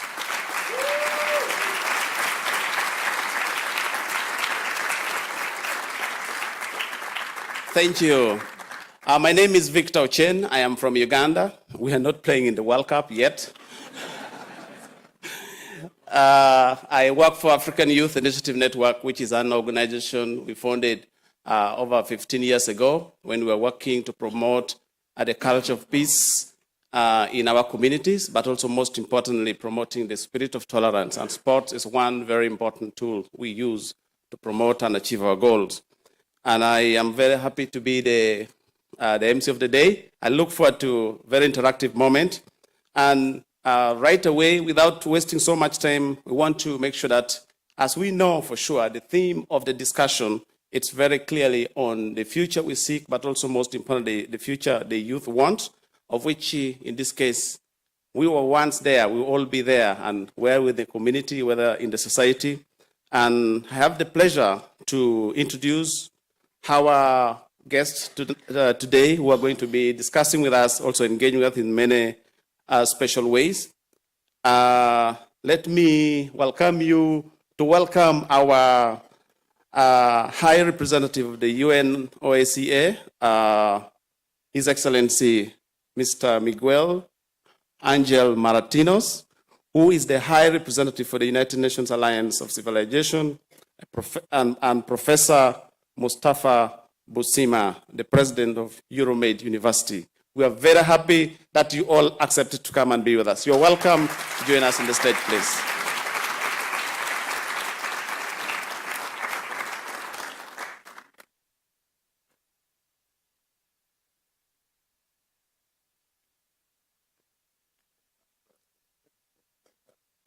Please, you. Yeah. So, good morning, everybody. Let's start by expressing my apologies for the Moroccans and for the people who love football, because everybody now is trying to watch what is going on in Doha between Morocco and Croatia. So we wish the best for Morocco, of course, and we're sure they will win. Well, just 2 days ago, I was here to welcome you, the first day of your arrival.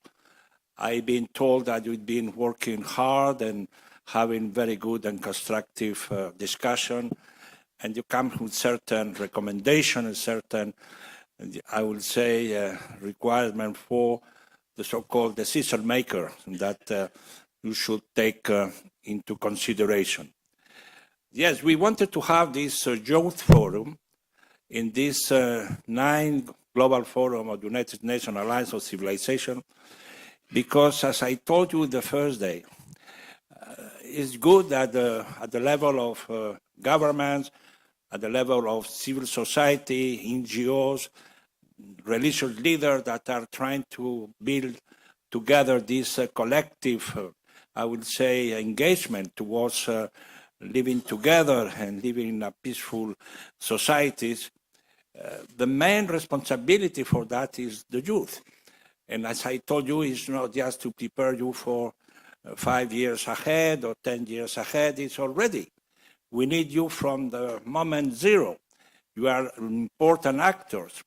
Because if you look to the environment today, in this confusing world, we immediately see a very, I would say, unfortunate images. You see the youth, the new generation on the street, revolting yourself with all the legitimacy, asking yourself, what is the future we want?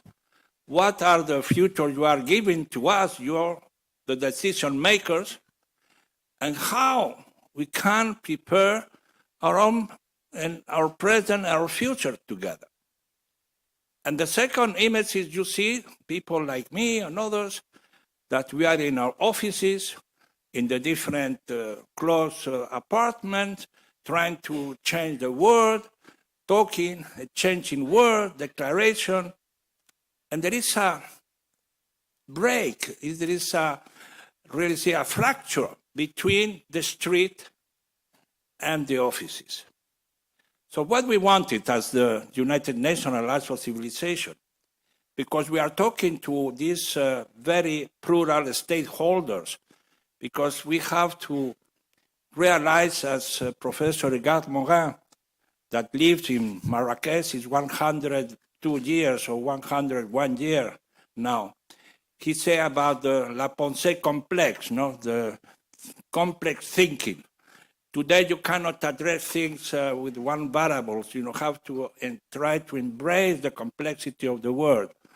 So in this complexity, what we realize that the youth and the decision maker, the people who have, you call us senior, wise, no wise, old or young, we have no dialogue between ourselves.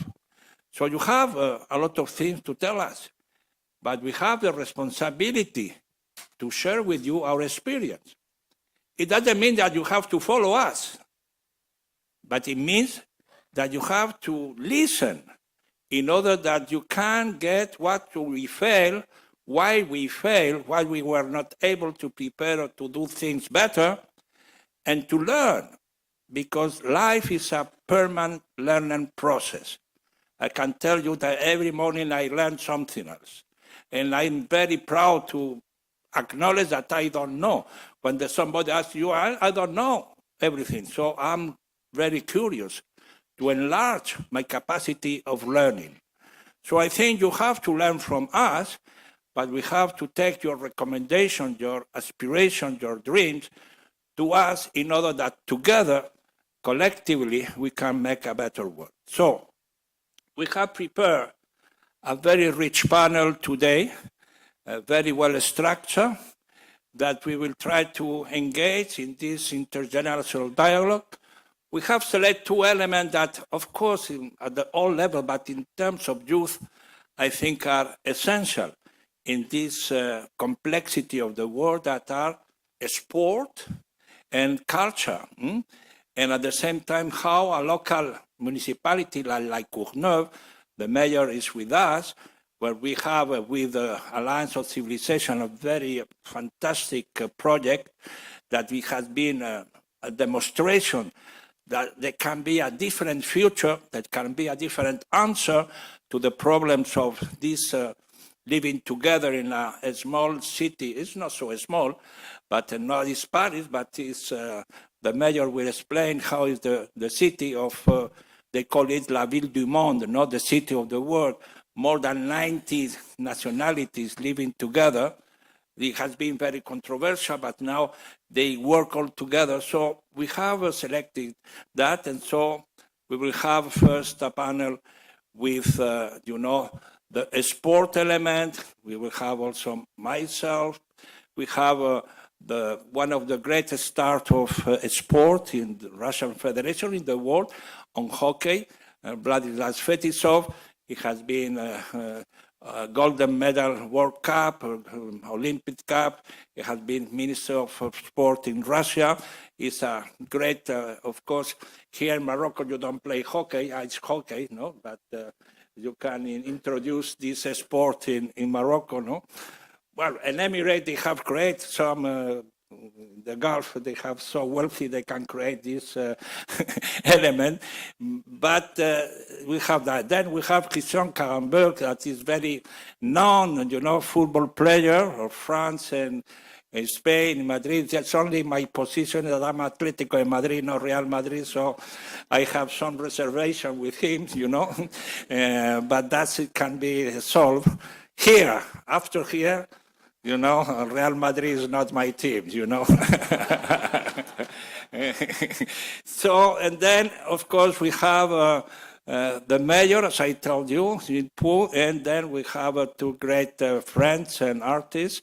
Well, a very known, very prestigious filmmaker, Amos Gitaï. He has been working for peace and understanding through his film, who's his commitment, and your own compatriot of Morocco, Mahi Benbin, that he's a fantastic writer, painter, sculptor, and working on the ground to make the Moroccan society much more engaged in all these new challenges of today. So I think we are going to enjoy and to get your point and your question and your interest to be solved. So again, I have to thank our dear President for welcoming us. I know that you have been well treated here. You have all the facilities. And again, Mr. President, thank you very much for giving us the chance to have in your facilities this fantastic gathering of how much vitality. So thank you very much and enjoy the Jewish Forum event. Thank you.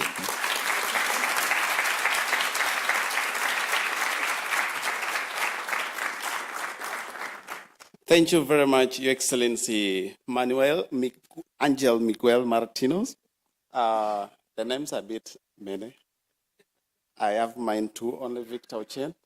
So it's a beautiful opportunity that you could deliver to us. You have encouraged us that towards an alliance of peace, living together. If we seek to live together, definitely we have to forge bondings. And this is really exactly what you brought in. And of course, we have to cross-pollinate with so much power and potential that exists in our world today, but it requires hard work and dialogue.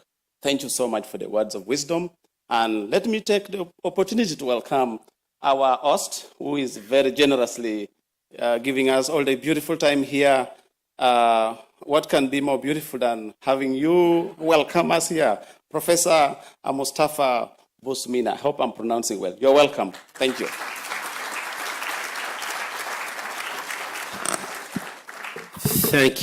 Thank you very much. Your Excellency, Mr. Moratinos, the High Representative for the United Nations Alliance of Civilization and former Minister of Foreign Affairs of Spain, Mr. Gilles Pro, the Mayor of La Courneuve in France, Mr.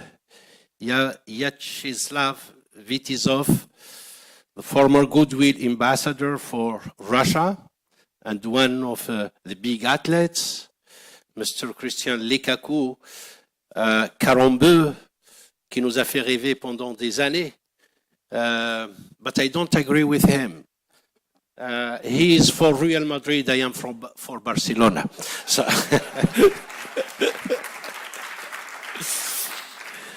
we have with us also a big filmmaker from Israel, Boker Tov, and we are really very delighted and honored to have you all here today in the premises of our university that was created by a royal initiative with the mission to promote the intercultural dialogue, exchange, and cooperation between the two shores of the Mediterranean, with a natural extension to sub-Saharan countries.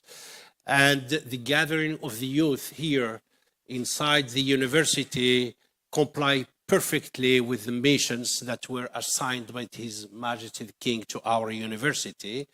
And I will really take this opportunity to express our gratitude to His Excellency Mr. Moratinos and to His Excellency our Minister of Foreign Affairs, Nasser Bourita, for really proposing the university to host this gathering. Thank you very much. The university was created within the framework of the Union for the Mediterranean.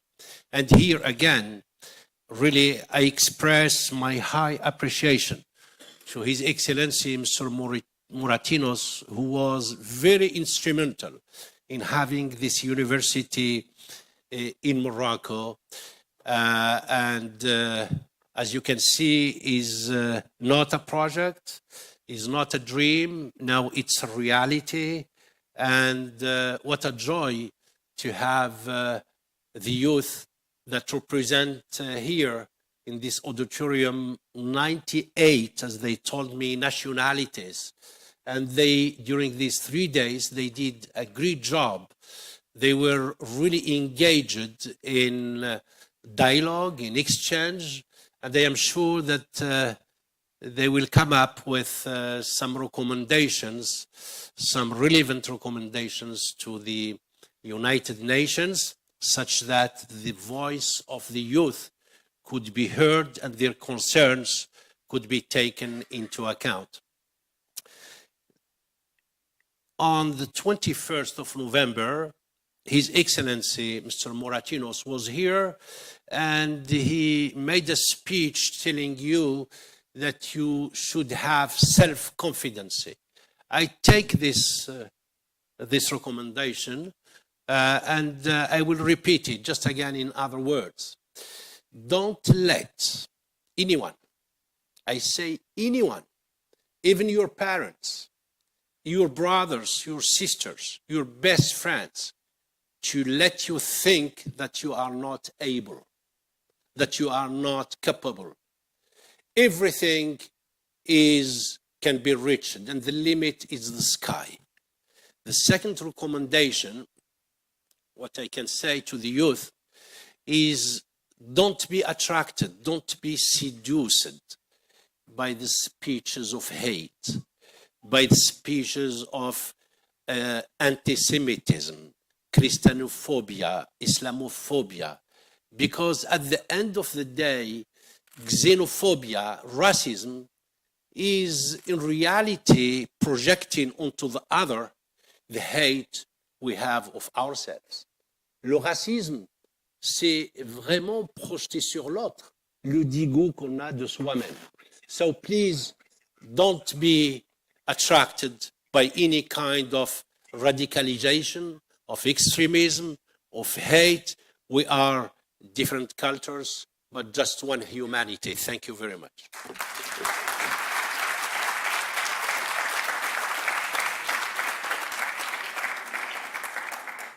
Thank you so very much, Professor Mustafa, for a very wonderful welcome and advisory messages given to the young people.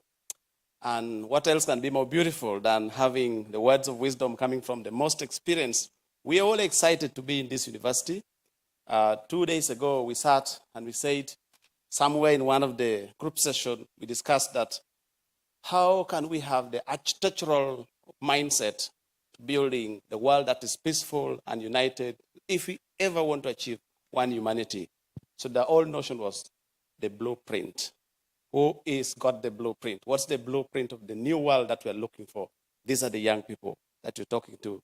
They've been talking around how can you get the blueprint right, and who will get us the material. And I think by your good words of wisdom, we shall get there. Welcome, and let's give a big applause to them.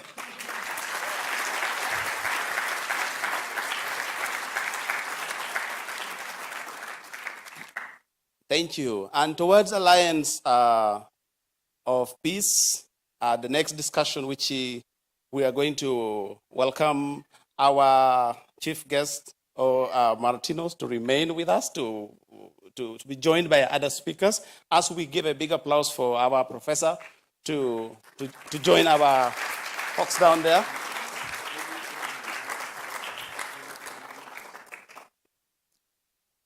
Thank you very much. And as we look into what we are talking about, the whole need is how do we combat discrimination and intolerance based on religion and beliefs, which are all anchored in human rights. This is what we are going to talk about right now. And of course, the big question is, can humanity ever come together as one? The answer is possibly yes. Yes, we can, right? So let me welcome with a great honor on stage to join His Excellency Mike Gabriel from Sri Lanka.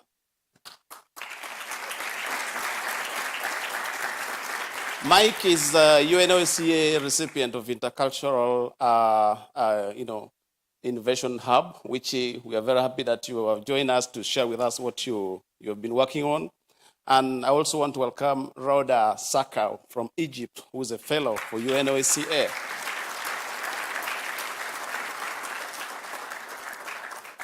And the third, I'm going to welcome Joa Machil from Brazil. He's representing Plural Plast, which is a filmmaking, UNOCA filmmaking initiatives. And lastly, let's welcome Thale Muriel Eman from Italy.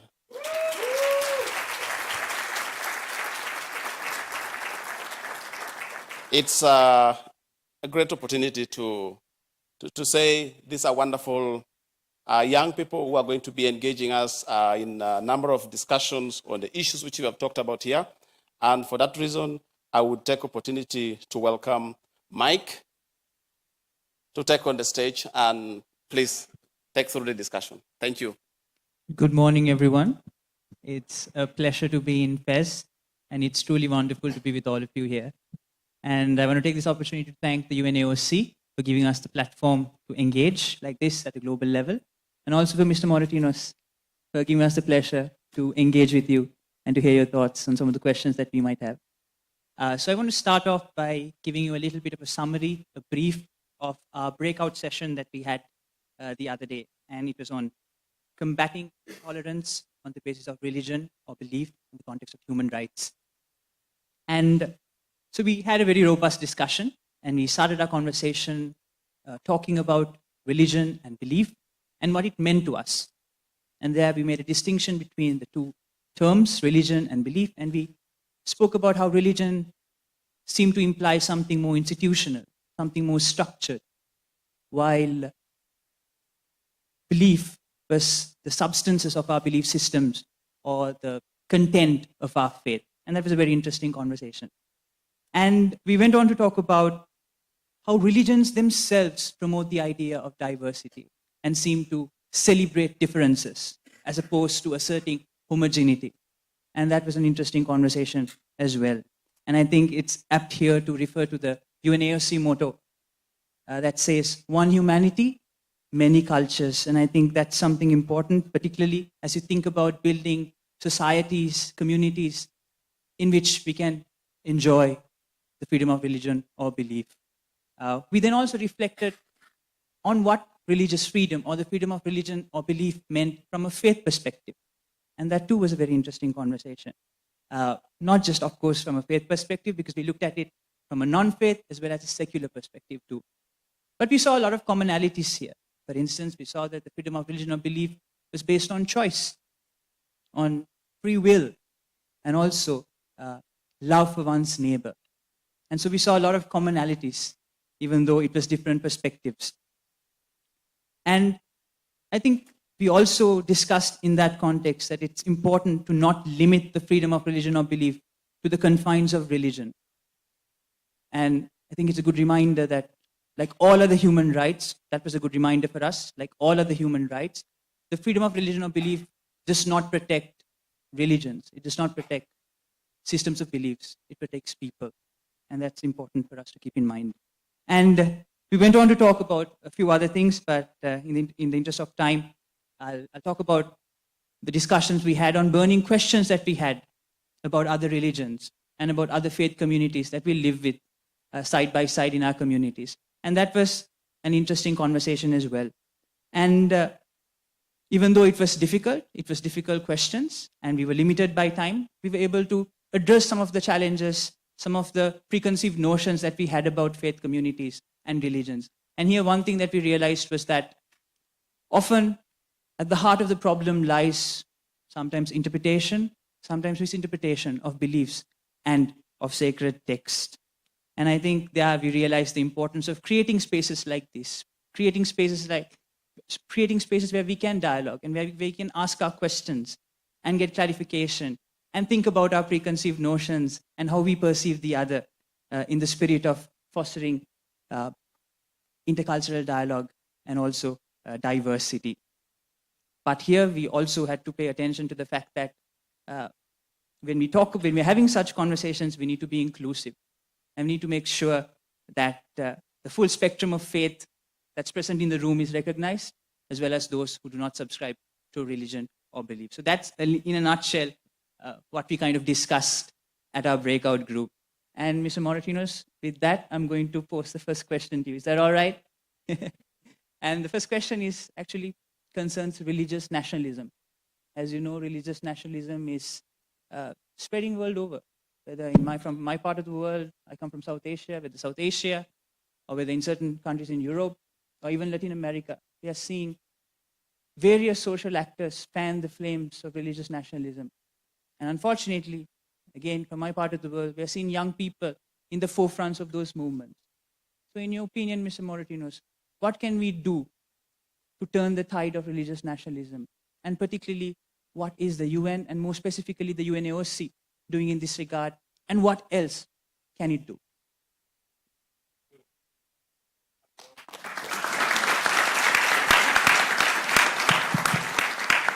Well, thank you very much. First, to congratulate you for the summary of the work. That already set the stage. That already proof that you've been working hard and that you really focus to the main challenge we are in front of us. So, to respond to your question, let me start by saying that, of course, traditionally, unfortunately, religion and nation has been linked together. I have to go back to the 14th century, when the Pax of Westphalia, that is one of the master reference on diplomacy, were the word of religion. Internally in France, La Nuit de Saint-Barthélemy, there was 67 people killed in Paris. Remember now we don't. And then the way to make peace in the international context was to have a cuius regio ejus religio. Each nation have the right to have their own religion. And then they make what they call the balance of power. So one were Catholic, other one Protestant, and then they can follow. And so that was in the 15th century, but we are in 21st century. And of course, the world is global, the world is interconnected, the people have the right to have, there is a religion, majority religion in each country. And then come what we say, the right of minority. I think it was good. Of course, when you are a minority, you want to be protected. But I think we have come on the 21st century, and in my speech yesterday, in my opening ceremony speech, I already hinted what I think we should move forward. You are asking me how to move forward. Let me try to be short because we start to talk, there is other question. Number one, I think we have to acknowledge that spirituality is back in the world, or should be back. Let me explain. When I say spirituality, that means religion, can be belief, you well define the differences, can be ethic, can be, the sense of human enlightenment, the sense of ourselves as human beings. And for me, that is the main challenge in today's society. And religion, belief, ethic, personal enlightenment is the only element that will defend us against what I described yesterday of a new totalitarianism. That is the one who tries to modify our behavior, influence ourselves with the so-called artificial intelligence. You are very much attracted, the president working very hard. Go ahead, invest in artificial intelligence, but invest in human intelligence. Because at the end of the day, each of us, we have the sense of being ourselves. So if you get that as an answer, you'll be able, to reflect that the spirituality, inverted commas, should be preserved. Number two, can we continue to have this, let's say, majority religion, each national religion, as you say, or should we try to overpass that? And in a historical visit to Morocco, the Pope Francis came to Morocco 2 years ago. He met with His Majesty King Mohammed VI. They exchanged messages, speeches, and both of them conclude with a new approach. Because they say, no, we have to escape from this sense of tolerance, this concept that is a negative concept. We have to escape for the term minority. No. You have to go for equal rights. So there is no minority. Each state have to give to all citizens the same rights. And this right is the right to have their own confession, their own religion, the freedom of exercise their belief, and that is what we will say. If not, if you are still considered a minority, you will be a minority. You will always asking for be protected. Okay, you have to be protected before you get to this full right. But your fight have to be full right and not be considered a minority. No, you are a full citizen. And inside of this full citizenship, you have the capacity to decide yourself what kind of belief or confession you want to have.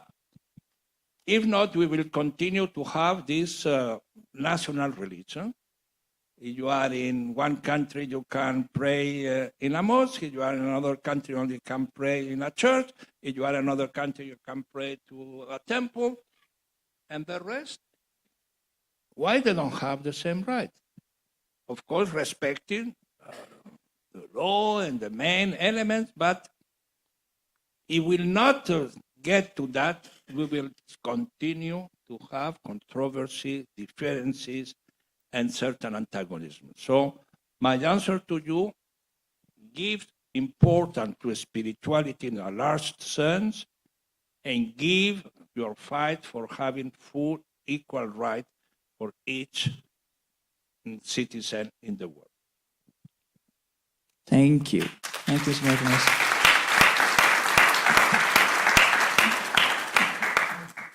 Thank you. Thank you so much, Your Excellency. I just would like to comment on what you said. I wholeheartedly agree because, like, to have spiritualism in general as like the main aim. For example, like in Egypt, it's like predominantly Muslim with like a significant Muslim with a significant Christian community. So if like there have been like some calls recently to start to kind of generalize and not define, the country as like the national identity as a Muslim country in order to give like more space and like safe spaces for all citizens, regardless of their belief. So first and foremost, I would like to thank you. Thank you and thank everybody involved in this forum for arranging this incredibly important event. It has been very insightful and eye-opening for us, like on so many levels. So I'm very grateful for this opportunity. So my question revolves around the role of youth and their agency when it comes to formulating projects that address religious diversity. So, for example, like in today's world, globalization, the access to digital media, everybody has access to like a lot, all parts of the world. So, like I feel like youth or young people in, like for example, in Egypt, they have become more like open-minded and more understanding of religious differences. However, yet there are like some instances of instance of misunderstandings or bullying and cyberbullying as well.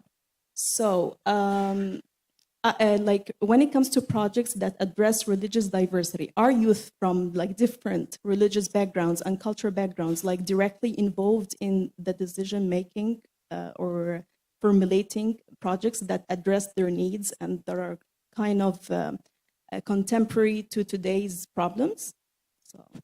So thank you very much. We also in the United Nations Alliance of Civilization, we are aware of the role and the contribution of youth and young generation to this debate.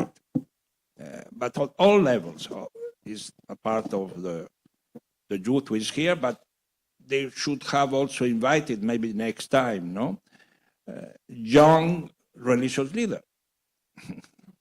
Because you should try to engage not only with the Pope or, the Grand Imam of Al-Azhar or, I don't know, the Rabbi of Israel with all the beautiful costumes and very nice, impressive, dressing and a lot of wisdom, that are okay. The religious leader now, I can tell you, I've been working with them now practically 4 years. And I discover that more and more when you go to these religious conferences, what all the faith, Orthodox, religion, Hindu, Confucius, all Buddhist, all kind of confession they meet, they all agree. But when they say goodbye, and they go to their jurisdiction and their, their place, the same language of certain young imam or young priest or young,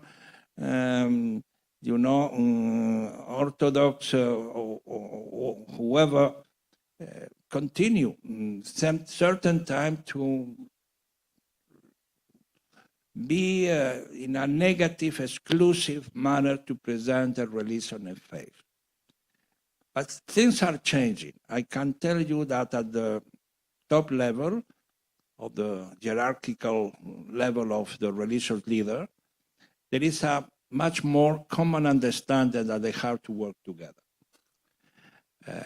Because they feel that spirituality is under attack. And when we are now in the UNOSC protecting religious sites in order that the people can go to express their feelings and their faith and some certain personal spirituality, they have the right to go to the church, to the synagogue, to the mosque, whatever they want. And then people are attacking this religious site. They are using it as an element of terror, killing innocent people. All of them reacted, no, we are under danger, we have to work together. But that is not enough. And so to answer your question, we are working in certain programs. We decided to have what we call, I don't know the acronym, I'm not very good in acronym, but my people work EDIM, it's Empowered Dialogue Interface Network. Oh, that's good. So that is the initiative. What it means, we brought together young people with young religious leader, with media advisor, in order that the three of them work together, in order that they will use all the new elements, social network, new technology, in order that the message that is going to be conducted and transmitted should be the message of mutual respect, acceptance, etc. So I think the role is that all levels have to be. And unfortunately, I just been with one of the Catholic cathedrals from Philippines, from his origin from Philippines, is now in United States. They are telling me they are very much concerned that the Catholic Church, for instance, in the United States, the young priests are very much extremist. And maybe if you go to the imams, you can find a lot of young imams that are more extremist. So that's something that we have to take into consideration. I think we should enlarge, the way that the youth, people like you, can engage with the religious leader, young religious leader, in order that you can convey your message much better.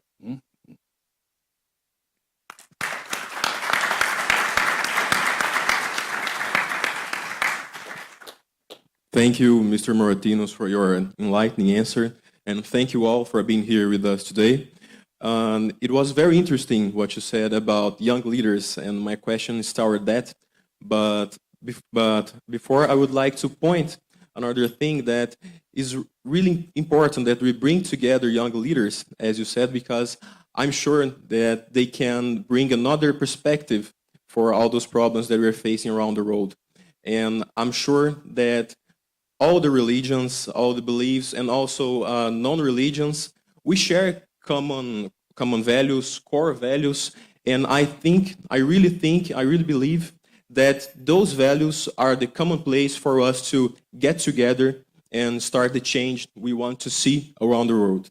So towards that, Mr. Moratinos, I would like to ask you, because around the world today, nowadays, we see a lot of potential young leaders that, due to political or economic or infrastructural reasons, they don't get the chance, the opportunity to, share their vision and their ideas with the world. So I would like to ask you, Mr. Moratinos, how can we create a more plural, a more interesting, and a more productive platform or a forum or another thing that are welcoming to different generations from different religions to, validate in the young leaders' opinion and ideas? Thank you very much. Also, of course, as I told you the first day, second day, you are not the future, you are the reality today. And I think are moving. Of course, you can, I think, urge to have much more present in the decision-making process. You feel, and you are right to feel, that your voice is not heard.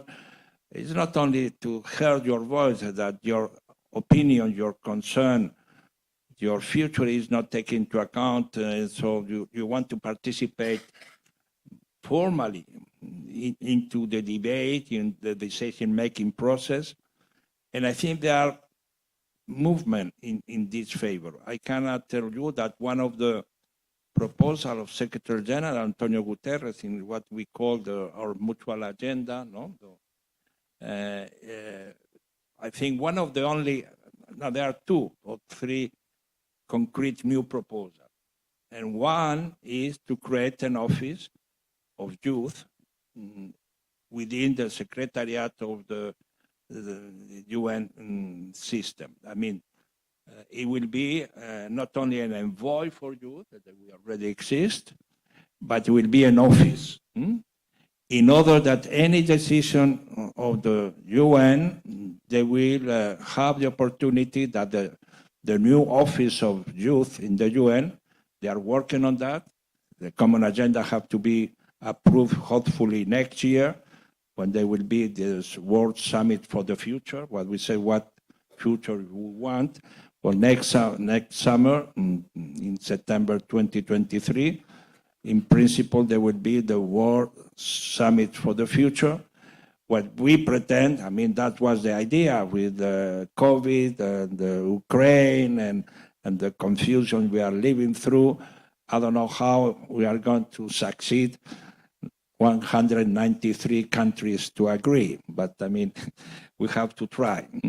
And in this new common agenda, there is, as I told you, a new proposal of new Secretary General is to have an office. That means that the youth will take part. But apart of that, that is the institutional framework. I think you should try to have more and more platform where this kind of leadership of engagement of the youth should be presented here. Of course, you already, I said, you are monopolizing, in a certain moment, the most important media. Well, in climate change, it's obvious, no? There is this green, movement, no? Okay, we should continue. Only I make a little reference that Greta has done a very good job, but I will have a much better desire to have always a smile. She's always angry. You have not to be angry. You can say the same things, but be smiling, be dreaming. You have not to be angry. You can revolt yourself, but you have not to be angry. So, Greta, well, I respect her, but I mean, she's always angry. No, you have not to be angry. But you are doing already that. But in issues like you have been discussing here, that is what is the future of humanity, there has been not such a leader. I mean, I know is my problem as the High Representative with the mandate to create the condition for this living together, that people are much more concerned about the planet than about the humanity. And I say, yes, we have to save the planet, but we have to save humanity.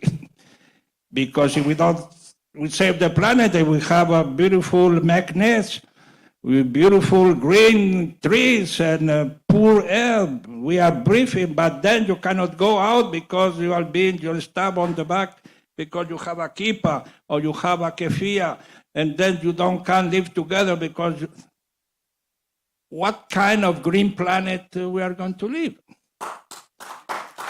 So, to be frank with you, I didn't see a new Greta, a smiling Greta for humanity. So, between yourselves, start to be a new Greta for humanity. Making people say we have to live together, we have to respect each other, we have to fight against discrimination, we have to really defend our values, our principles. with all my respect, there has been no a manifestation about war to get the condition for stopping the war and get a ceasefire and understanding each other. No. Everybody manifests because we have to save the planet, yes. But what kind of planet we are going to live if we are going to destroy ourselves in an Armageddon and nuclear Armageddon? What will be the benefits for all of us? So don't reverse the priorities, all my friends. Peace is the main priority. And from peace, you can work for the rest.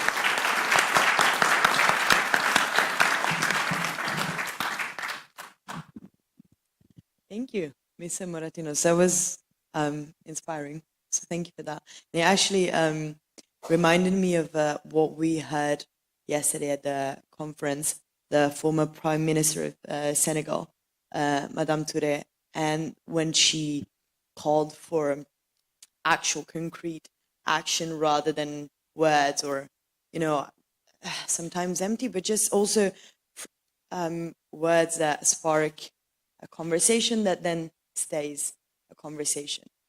And in this regard, I actually appreciate a lot hearing about the initiative, the possibility of having an office for this in this regard. And it is inspiring to actually see it happening and being turned into action.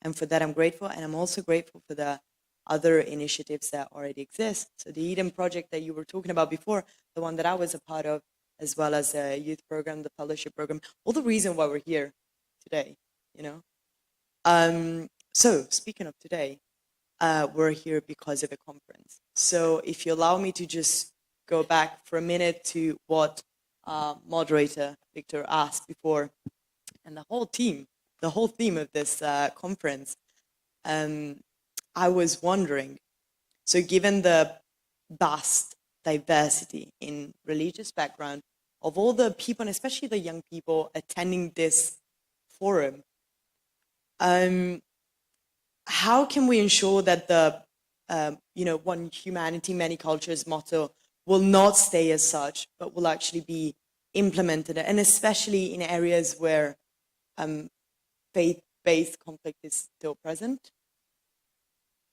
Well, that I think it's a long way, but in history there is always a beginning, and I think we are starting with this new, I would say a new concept. It's an old concept, but put it today in a new reality. This one humanity concept is the one that first reflects the reality. I mean, we are in an independent world, we are interconnected. COVID-19 has demonstrated there is no borders. It's stupid. I mean, people who say, let's go to the old system of blocks and rivalry, bipolarity, it's obsolete. It's not going to happen. I mean, it's not going to happen because the reality go further, because the new technology, information, ideas, people like you, education, how many people is well educated today, not like before. So we are going to live, we are living in a global world, we like it or not. So in this new perspective, also the question of nation state is, going through a profound change and reform. I again insist on this concept of complexity. Mr. Moratinos now saying that governments and nation states are going to disappear? No. They will continue to be there. We need them within a state. We need, the structure. But are nation states the only actor in our life? No. There are other stakeholders. There are other actors. They can implement policy or can influence policy or can develop policy. And that is one humanity.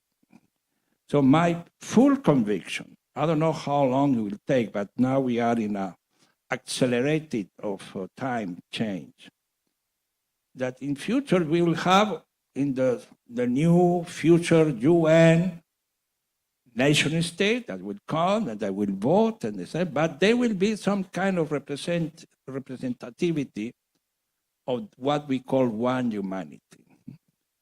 So what we are talking about this response of global citizenship of youth and other actors around the world. I mean, you are connected, and about climate change, I would say, or other issue of. So you will find a way. There will be new international subject based in this new concept of one humanity, because there are common goods that everybody needs to preserve and to defend, and there will be movements all around the world that are ready to engage in this direction. So I think that the question how we are going to transform that in a more operational manner is difficult, but again, you are much better prepared ourselves.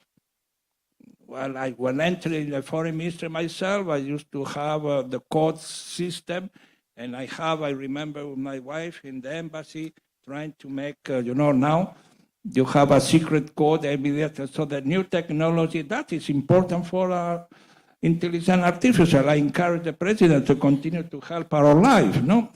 I'm not saying that you are going to be, if they solve a part of my problem, okay, but never lose the sense of the central role of human being.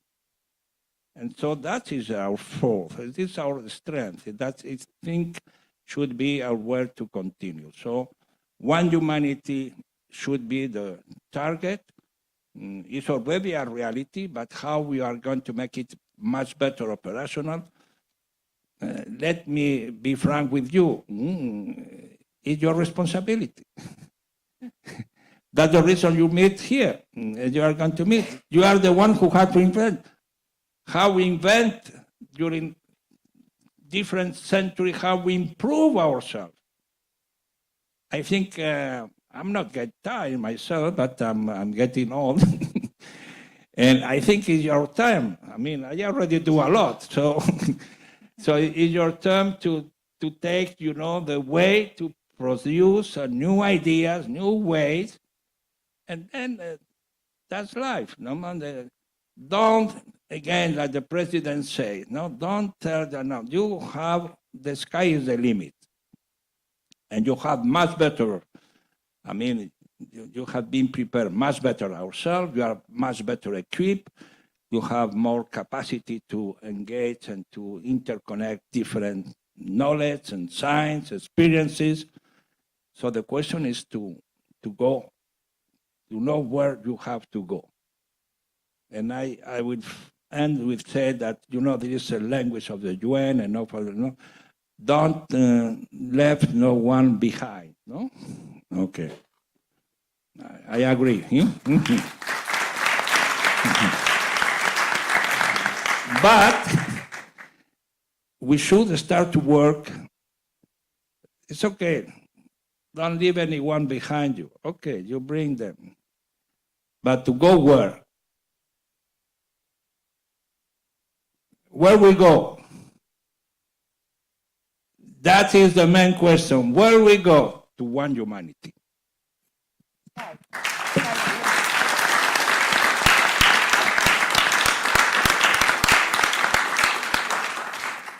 Wow, where do we go?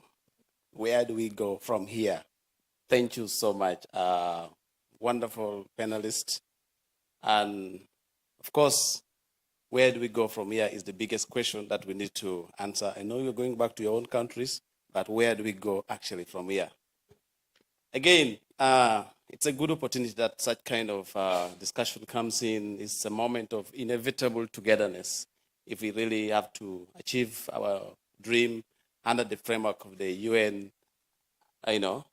initiatives to bring about humanity together. Most importantly, the language of hope, which you spoke about it very well.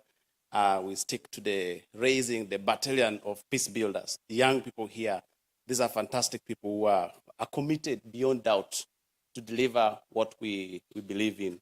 And they are the architects of the future. So I think where we go from here, these are the engineers who are paving the path to that direction. Thank you so much.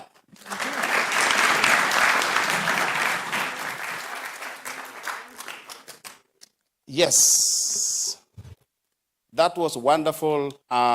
We really must congratulate ourselves for the opportunity of being blessed by amazing young generation of leaders, and also with wonderful senior leaders who are willing to support us to engage in this space.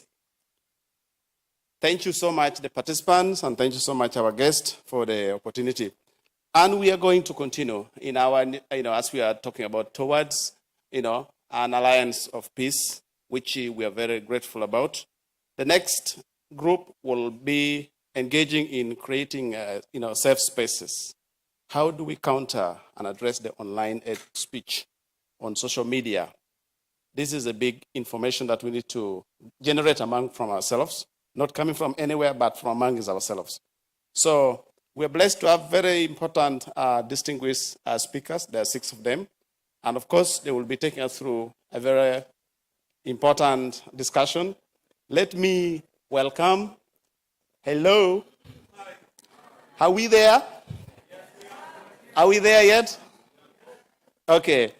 If we are there yet, let me have the opportunity to invite with us here. We have been blessed with Mr. Adama Dieng, who is the former UN Special Advisor on Genocide Prevention.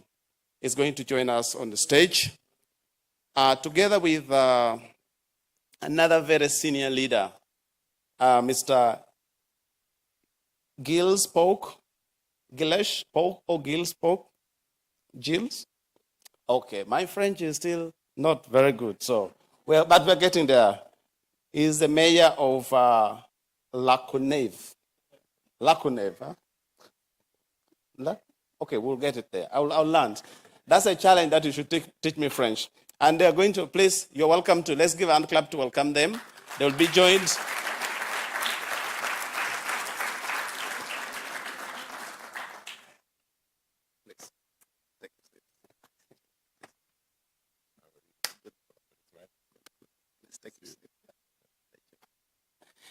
And then they will be joined by Iba Bojna, together with Morni Amani, as well as Camila Bantler. Please, you're welcome to join our guest.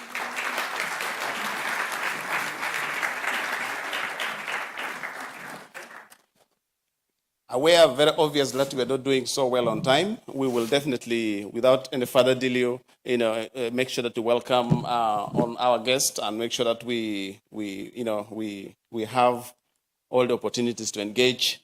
Let me invite Iba to immediately take on the stage. Thank you. Thank you so much. Good morning, everyone. Very pleased and happy to be here, and I will switch to French immediately. So,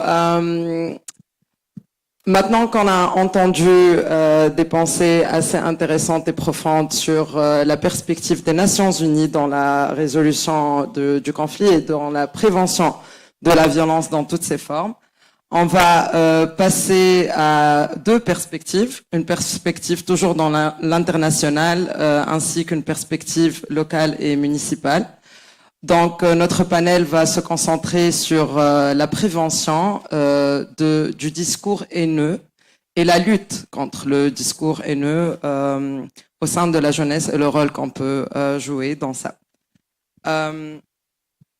Pour commencer, je vais très rapidement résumer le contenu de la session qu'on a tenue en tant que jeunes sur le sujet. On a parlé de plusieurs thématiques, en vrai, de plusieurs aspects qui s'intéressent à la thématique du discours incitant à la haine ou le discours haineux. Donc, on a commencé par parler de la définition du discours haineux, chose qui n'est pas facile. Je pense qu'on est tous au courant que les Nations Unies sont en train de travailler toujours sur cette définition. C'est quoi le discours haineux? Comment peut-on définir ça? C'est une grande question. on a quand même essayé avec beaucoup d'ambition de répondre à la question. Et on a réalisé à quel point c'est difficile de délimiter ce que signifie le discours haineux. On a aussi parlé des limites de la liberté d'expression. Quand est-ce que la liberté d'expression devient offense à la tolérance et atteinte à la tolérance? On a parlé des sources d'information qu'utilisent les jeunes pour s'informer de ce qui se passe dans le monde. Et on a réalisé que les sources diffèrent et sont diverses. Et on a aussi parlé des émoticônes, par exemple, qui peuvent être très offensants et qui peuvent aussi inciter à la haine, pour englober tous les moyens de communication qui peuvent inciter à la haine, pour comprendre sur quel front doit-on jouer. Et on a finalement parlé du rôle des influenceurs dans le domaine digital. Donc, comme vous réalisez toutes et tous, ce sont des thématiques très diversifiées et très profondes. Pour créer un lien entre cette discussion et nos guests, et je vais parler plus précisément avec Monsieur Adama Dieng. Merci de faire partie de ce panel, on est ravis de vous avoir.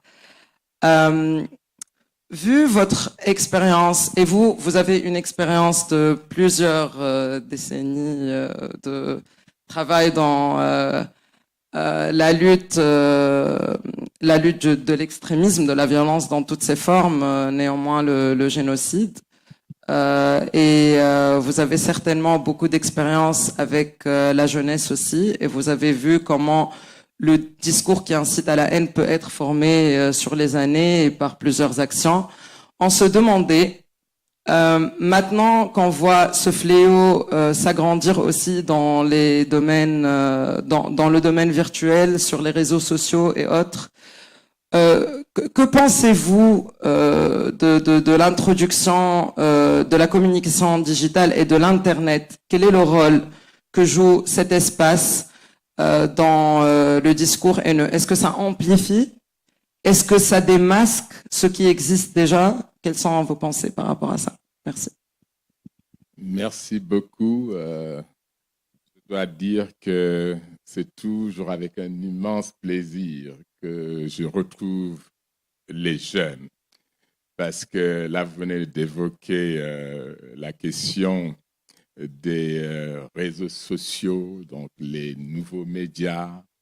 Je suis un ignorant. Je suis un ignorant et je viens pour apprendre auprès de vous. Parce qu'à la vérité, aujourd'hui, c'est à vous de diriger le monde. Quand les gens disent « vous êtes l'avenir », je dis non. Vous êtes le présent. Vous êtes le présent et nous devons par contre nous mobiliser. Nous mobiliser tous contre le discours de haine et voir comment est-ce que les réseaux sociaux amplifient ce discours de haine. Je vais revenir là-dessus tout à l'heure. Mais vous me permettrez simplement de rappeler deux événements tragiques, et il s'agissait de crimes. Le premier, c'est la Shoah, l'Holocauste.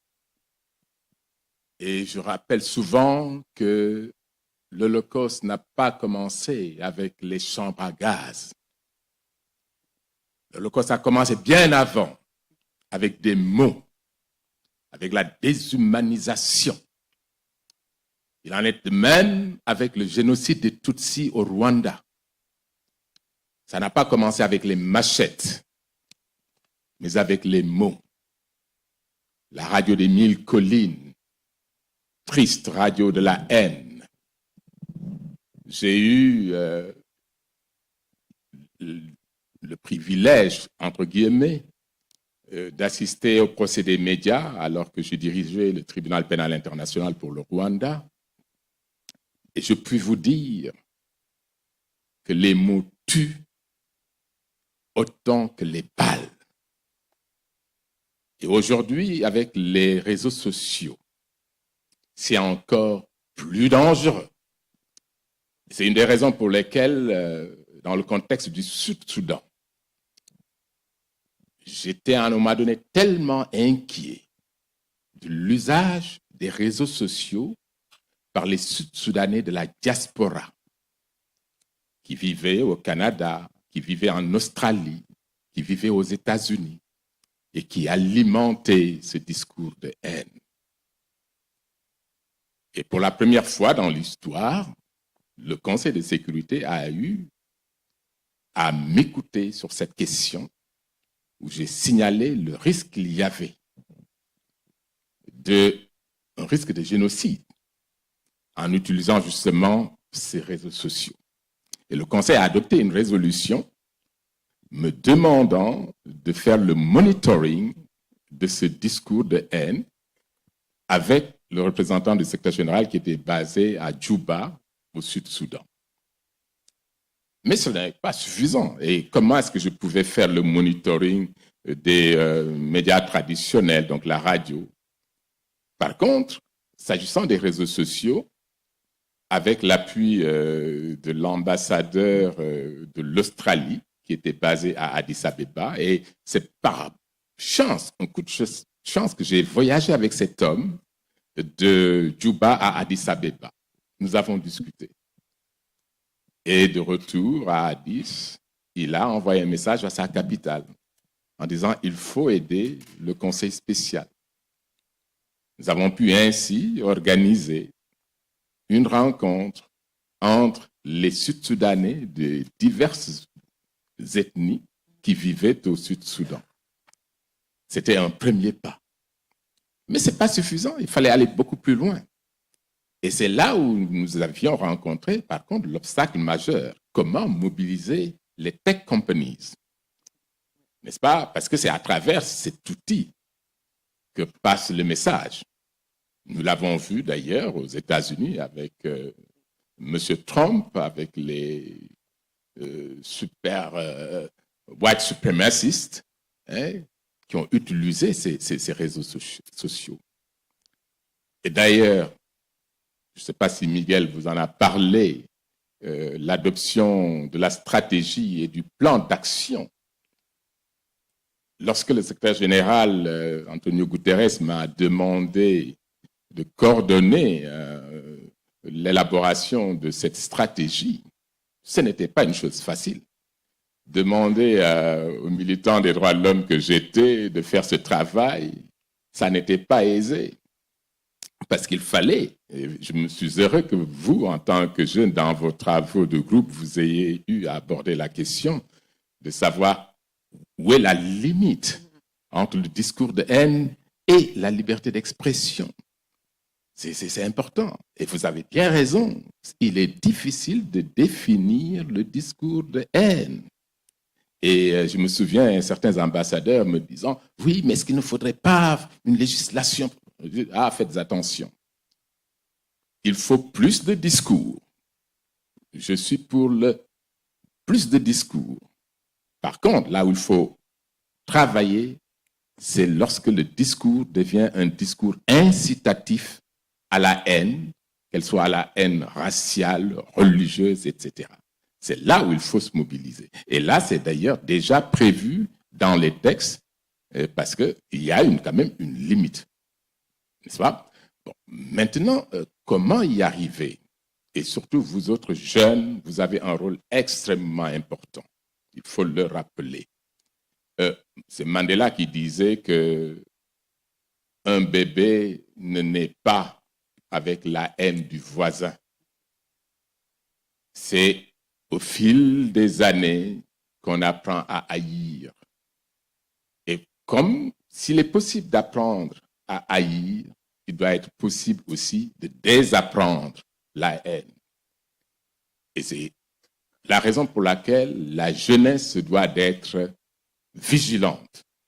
C'est un sage qui disait que the price of freedom is eternal vigilance. Le prix de la liberté, c'est la vigilance éternelle. Parce que nous ne sommes pas vigilants. Nous sommes aujourd'hui les témoins de ce qui se passe en Ukraine, J'étais choqué par les images de Butcha à l'époque. J'ai dû écrire, envoyer un texto à mon ami le secrétaire général Guterres en disant « il faut bouger ». Je ne parle pas du fait de mes anciens statuts, mais en tant qu'être humain, ce qui se passe n'est pas normal. Et tout à l'heure, avec les leaders religieux, je leur ai rappelé où est-ce que vous étiez. Nous avons donc tous un rôle à jouer. Et ce rôle, vous autres jeunes, vous devez l'assumer surtout quand il s'agit du recours des réseaux sociaux. Et je l'ai dit, ne soyez pas timides. Si nous en sommes arrivés à ce que des États qui s'étaient engagés sur le compact concernant les migrants, c'est parce que tout simplement, il y a eu des militants d'extrême droite, commençant d'abord aux États-Unis avec Steve Bannon, qui ont commencé à critiquer violemment pendant tout l'été. Les autres, on était en vacances et tout, mais eux ont utilisé les réseaux sociaux pour instiller ce discours anti-migrants, ce discours anti-réfugiés. Et le résultat, au bout des courses, même si le compact a été adopté, certains ont refusé finalement de signer. Et je me souviens même un pays qui pourtant tenait la plume a refusé finalement de signer. Et c'était là le résultat du discours de haine. Et c'est ça qui a amené d'ailleurs le secrétaire général à me confier ce travail pour l'élaboration de cette stratégie. Nous avons ensuite essayé de mobiliser les tech companies. Mais ces tech companies aussi, ce qui les intéressait avant tout, c'était l'argent. Making money, just about making money. Advertisement. Je me souviens avec un des experts qui vit à Paris d'ailleurs, je rencontrais les gens des tech companies en disant, vous arrêtez. Parce que ce qui s'était passé à Christchurch, ce qui s'est passé ailleurs, quand on utilise des images antisémites et autres. Et ça a passé comme ça. Et c'est là où se trouve le danger. C'est là où se trouve le danger parce que si on ne réagit pas à temps, eh bien, ça continue jusqu'à ce que le pire arrive.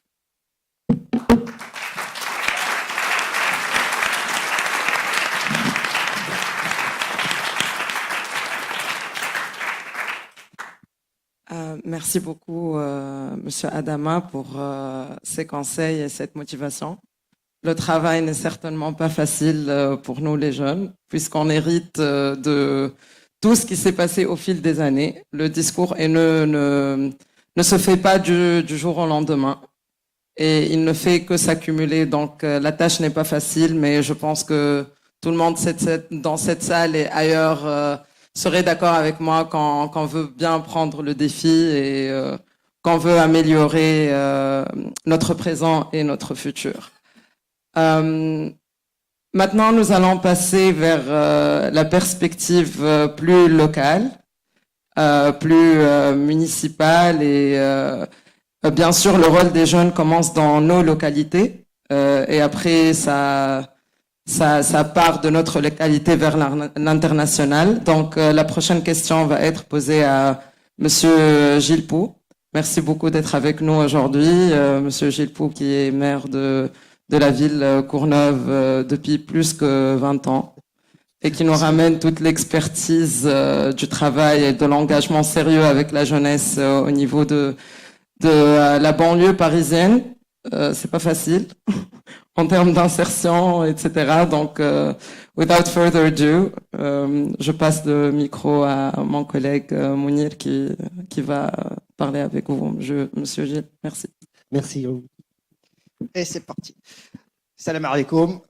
Ladies and gentlemen, good afternoon. Mesdames et messieurs, bonjour à toutes et à tous. Comme l'avait dit très bien Ibal, je vais poser une question à une personne que je connais et qui me connaît aussi, parce qu'on est de la même ville, hein, au cas où. Monsieur Gilles Pou. Alors, il le sait. Alors monsieur le maire, comme vous le savez, il y a un an, l'Alliance des civilisations et la ville de La Courneuve ont eu un projet qui s'appelle The Young Generation Against Hate, or, en français, les médias c'est nous, qui s'est fini au mois de mai de cette année. On a présenté le projet à l'ONU dans lequel j'en faisais partie. Et ça, c'est un kiff. Alors, moi, j'ai une question, justement. Alors, justement, le média c'est nous, je vais raconter un peu, en résumé, le projet. Alors, c'est un projet qui a pour but de traiter des sujets actuels qui sont souvent problématiques dans notre société, comme les violences faites aux femmes, le racisme dans les médias, la discrimination sous plusieurs formes et même sous format de rap, les bavures policières. Vous pouvez suivre aussi notre documentaire et tout sur le YouTube de l'UNAOC et en même temps le LCMA qui finissait un peu les projets pareil. Alors, maintenant, on va passer aux choses sérieuses. Alors, monsieur le maire, merde, sorry. Alors, monsieur le maire, justement, pourquoi avez-vous décidé de donner le projet Les médias, c'est nous aux jeunes? Bonjour Mounir et bonjour à toutes et à tous. Très, très heureux d'être ici, y compris en si importante compagnie. On a décidé de donner le projet aux jeunes parce que, d'une part, la ville de La Courneuve est une ville particulièrement jeune. On a plus de 35% de la population qui a moins de 20 ans. Et en même temps, parce que travailler avec la population, ça fait partie un petit peu de l'ADN d'une ville comme La Courneuve, où on ne conçoit pas, je dirais, de mener des politiques municipales, de mener des actions publiques sans essayer d'associer la population. Et on le fait aussi parce que nous sommes convaincus que dans une ville comme la nôtre, si nous ne pratiquons pas ainsi, nous n'arriverons pas à vivre ensemble.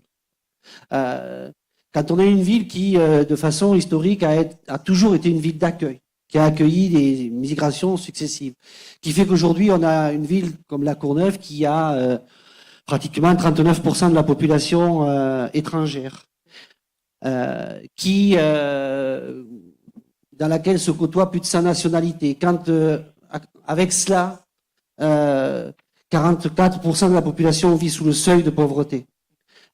Si on laisse faire les choses naturellement, on risque très vite, dans un monde où ce qui est quand même prôné, ce qui transpire dans ce monde, c'est quand même un petit peu la loi du plus fort, la loi du chacun pour soi. Et donc, si on laisse ça s'installer, ça peut très vite devenir la guerre entre les citoyens. Parce que c'est quand même plus facile de trouver dans le voisin la responsabilité de ses propres échecs que de se poser la question de se dire est-ce que c'est cette société qu'il faut re-questionner pour pouvoir espérer trouver une solution qui permette de faire en sorte que l'ensemble de l'humanité, l'ensemble des concitoyennes et concitoyens qui sont sur un territoire puissent vivre dignement et avoir des perspectives, quoi. Et donc, on s'est accroché à cette réalité pour essayer de la faire évoluer. Quelque part, on a repris ce que Kant nous dit, faire confiance en soi. Et s'émanciper de tous les préjugés pour pouvoir essayer de travailler ensemble. Et donc, je dirais naturellement, la jeunesse a apparu comme un élément décisif pour que justement cette volonté de construire une ville où le vivre ensemble puisse se cultiver, mais s'appuyer sur la jeunesse, essayer de rencontrer l'ensemble des jeunesses qui existent dans une ville comme La Courneuve. C'était l'objectif du travail que nous avions engagé. Et y compris dans ce projet-là, on a bien vu que nous ne sommes pas allés au bout. Si je prends par exemple les communautés indiennes, pakistanaises, elles ont été que de façon très marginale. Et on voit bien que, y compris dans un petit territoire, la ville de La Courneuve, c'est 750 hectares, c'est une ville de 45 000 habitants, donc on voit bien que la spontanéité pour vivre ensemble ne s'impose pas. Il faut qu'il y ait du volontarisme. Et l'intérêt de cette convention avec l'ONU était de nous permettre de donner de la force, parce que malgré tout ce qu'on peut dire sur l'ONU et sur l'Agence des civilisations, dont on sait qu'ils sont décriés, ça reste encore le seul socle de notre planète qui fait que les gens se parlent. Et donc, ça jouit malgré tout de cette légitimité. Et donc, c'était un point d'appui pour pouvoir lancer ce projet et ainsi créer les conditions de faire évoluer les choses. Et nous sommes convaincus que c'est les jeunes, c'est vous qui allez bousculer le monde. On a bien vu tout récemment ce qui s'est passé en Iran avec cette jeune femme qui, à un moment donné, a décidé de dire, voilà, moi, il y a un seuil d'insupportable que je ne supporte plus, et comment ça bouscule et ça questionne, et comment la jeunesse s'est emparée de ces questions-là pour dire, nous avons envie de vivre dans une société plus respectueuse, qui nous permette de nous projeter dans un autre avenir. Et donc, ce travail, nous avons voulu le faire, d'autant plus que si on ne bouscule pas cette société et si on ne bouscule pas les réalités économiques dans lesquelles nous sommes aujourd'hui, on va continuer à avoir une société qui va s'éclater, avec d'un côté une infime minorité qui va s'enrichir de façon éhontée, et de l'autre côté une masse qui va de plus en plus être fragilisée. Et on conteste, nous, cette marche en avant du monde, et on souhaite que la marche en avant du monde soit un peu plus juste, un peu plus égalitaire et un peu plus attentionnée. Construire cela avec les jeunes nous paraissait, oui, le bon moyen pour pouvoir avancer et bousculer cet ordre des choses que nous pensons nécessaire. Merci, monsieur le maire.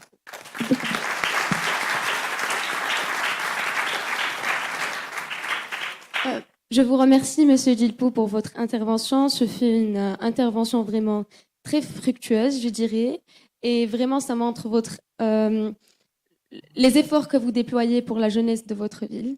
Et c'est vraiment très intéressant et on l'apprécie énormément. D'ailleurs, je suis étudiante ici à l'Université euro-méditerranéenne de Fès et je tiens à vous souhaiter la bienvenue parmi nous. C'est un plaisir de vous avoir parmi nous. Et en fait, je tiens aussi à dire que dans notre université, on célèbre beaucoup le dialogue interculturel et le dialogue entre les religions. D'ailleurs, j'ai présidé un club durant 3 ans qui s'appelle Lights of EMF.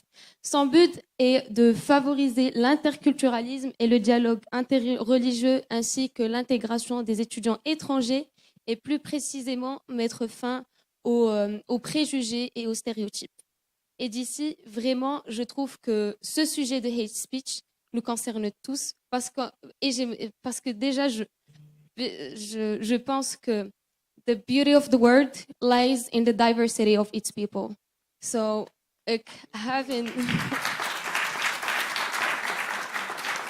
we must be spreading love instead of hate. And my question will be going to you, Mr. Adama. Alors, je vais la poser en français, si vous me permettez. Alors, étant conscient des défis et challenges numériques que notre génération connaît, et admettant vraiment que ce sont des challenges vraiment très colossaux, est-ce que vous pensez que notre génération va être vraiment capable de mettre fin au phénomène du hate speech? Et si c'est le cas, selon vous, quel est le moyen le plus effectif qu'on pourrait déployer afin de combattre ce phénomène? Écoutez, je dirais déjà quelque chose de très, très simple. Faites en sorte à chaque fois que vous relèveriez à travers les réseaux sociaux des messages qui ne sont pas conformes à ce que tu as décrit tout à l'heure en anglais, en parlant de love, which is extremely important. I mean, at the end of the day, diversity is a richness. It's not a threat. You have to mobilize. Donc, vous devez vous mobiliser autour de ces valeurs que nous partageons, ces valeurs en commun. Tout à l'heure, mon ami Miguel parlait de cette humanité qui est une. J'ai tendance à dire que notre Créateur aime la diversité. Contrairement à ce que l'on pense, il aime la diversité. Parce que lui, il est unique. Dieu est unique, n'est-ce pas? Et il aime la diversité. Parce que cette humanité que promeut Miguel est ce qu'il y a de seul, d'unique, qui reflète l'unicité de Dieu. Dieu est un, l'humanité est une. Dieu est un et il nous a créés diversement, en nations, en tribus, etc. Pourquoi? Mais parce qu'il voulait que nous puissions justement communiquer, nous aimer les uns les autres. Bien sûr, tout a commencé très tôt. Si vous reprenez la Genèse, vous verrez, le mal était déjà là. Caïn, Abel.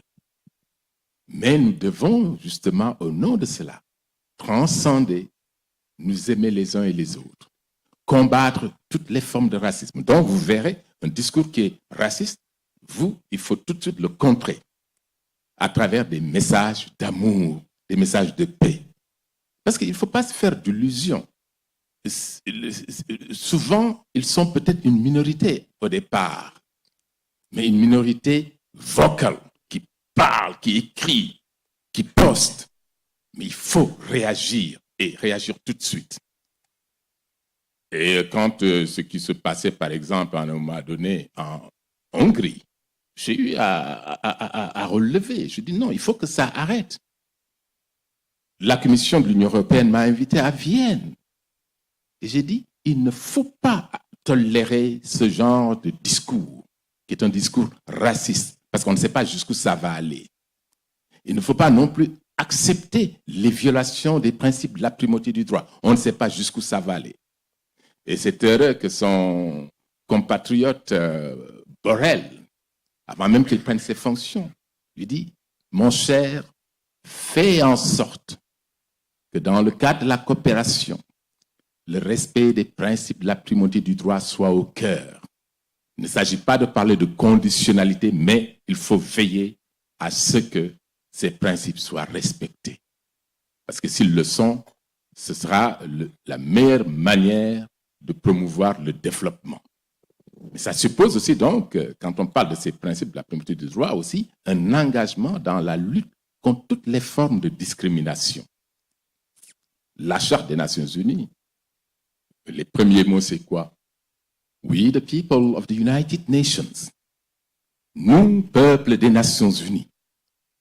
Et à travers l'Alliance des civilisations, mon rêve est de voir demain ces peuples occuper véritablement cette place, leur voix s'exprimer, à travers la société civile, à travers les parlements, à travers les religieux. Il faudra demain une nouvelle forme de gouvernance.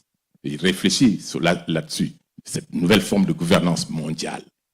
Parce que la gouvernance actuelle a atteint ses limites, qu'on ne se fasse pas d'illusions. Elle a atteint ses limites et on a vu les risques que nous courons aujourd'hui, y compris le nucléaire. Et quand, donnant la leçon inaugurale à la session d'été de l'Institut René Cassin à Strasbourg, j'ai parlé de roulette russe en disant ça en faire un jeu de mots, mais il y a un risque de nucléaire. Et plus tard, j'ai vu que Biden a repris cela. Donc, ce qui veut dire, nous devons tout simplement rester vigilants. Faites en sorte que vous preniez le dessus sur les autres qui diffusent les messages de haine, les messages racistes. Et vous ferez en sorte aussi qu'à chaque fois que vous verrez, à travers même des réseaux sociaux, que Adama court des risques pour son intégrité physique, informer immédiatement l'autorité locale, les autorités pour dire, voilà, on a vu ça à travers les réseaux sociaux. Donc c'est un travail de networking aussi qui va s'imposer. Networking au niveau local, networking au niveau régional, networking au niveau international, c'est un mouvement global. Et c'est en cela qu'il faut se réjouir de ce que l'Alliance des civilisations ait compris que les jeunes constituent la force première. D'ici quelques années, plus que la majorité, 65% de la population en Afrique, au sud du Sahara, sera une population jeune qui aura de moins de 25 ans, 65% de la population. Et si on prend la génération alpha, comparée à la génération Z, la génération alpha, c'est cette génération à laquelle, malheureusement, moi, je n'appartiens pas, qui naît complètement high-tech expert, you know, et qui, demain, on verra, dans quelques années, elle fera 2 milliards. Et c'est pour ça que je dis, il nous faut investir davantage. Et c'est à vous, parce que d'investir au niveau de ces réseaux sociaux, de montrer comment vous allez petit à petit développer tout un processus qui va aussi influencer vos propres enfants. D'ici quelques années, tu seras maman, n'est-ce pas? Bon, et comment ces enfants vont grandir avec ce message, ce discours de paix? Il faut continuer parce que la paix ne naît pas d'elle-même, il faut la créer. Et faisons en sorte qu'il n'y ait plus de place pour la déshumanisation. Lorsque les Tutsis étaient surnommés des cafards, cela a évoqué aussi le souvenir de ces Juifs qui portaient toutes sortes de noms d'animaux. Et l'Europe était là, passive. Parce que j'ai dit, si l'Europe, à l'époque, avait assumé pleinement sa responsabilité, nous n'aurions pas été les témoins de l'Holocauste. Parce que les signes avant-coureurs étaient là, mais rien n'a été fait. Et de même, ce qui s'est passé au Rwanda, les signes avant-coureurs étaient là, avec la radio des 1000 collines, je l'ai rappelé tout à l'heure. Et ce qui se passe aujourd'hui, c'est que ce sont les réseaux sociaux qui ont pris le relais des réseaux traditionnels de médias. Et c'est pourquoi il faut davantage qu'on investisse et qu'on mette la pression sur les tech companies. Et à ce niveau, les Nations Unies ont engagé déjà, il y a des discussions en cours, et ces tech companies ont finalement accepté, et de plus en plus, mais il faut l'arracher. Ça ne va pas être facile, parce que lorsqu'il y a une histoire de gain, it's about money. I mean, we are talking about, this is in the United States, these people, they believe in money. C'était le capitalisme pur et dur. C'est pas parce que j'étais un gauchiste, hein, avec l'âge, je commence à perdre un peu de ce... Mais il faut dire les choses telles claires. Il faut que ces gens-là comprennent que ce n'est pas seulement une histoire de milliards, mais c'est une histoire de paix. Et ce qui se passe aujourd'hui en Ukraine montre qu'une guerre, aujourd'hui, n'est plus limitée à la sphère, par exemple, européenne. Non, ça a débordé. Ça impacte même jusqu'aux États-Unis. Ça impacte en Afrique, malheureusement. Heureusement que Guterres a pu obtenir le soir des graines. Et ça a été renouvelé encore pour 4 mois. Pourquoi? Parce que cette guerre impacte partout. Faisons qu'il n'y ait plus de guerre, et c'est là où vous devez investir davantage. En signant l'acte constitutif de l'UNESCO, il avait été dit que c'est dans l'esprit des hommes que commencent les guerres. Donc c'est dans l'esprit des hommes qu'il faut aussi combattre ces graines de la violence. Et c'est là où vous pouvez, à travers les réseaux sociaux. Moi, j'ai un tuteur qu'on m'a imposé pratiquement lorsque j'ai accepté l'année dernière à prendre le mandat d'expert indépendant pour le Soudan que je viens d'ailleurs de rendre. Mais vous, c'est votre vie. Tu as parlé tout à l'heure des influenceuses hein, qui ont des millions et des millions de followers. Et j'espère bien qu'avec vous, ces influenceuses vont aussi appuyer les efforts de l'Alliance des civilisations. Donc, ce message, ce discours, parce que nous sommes tous concernés.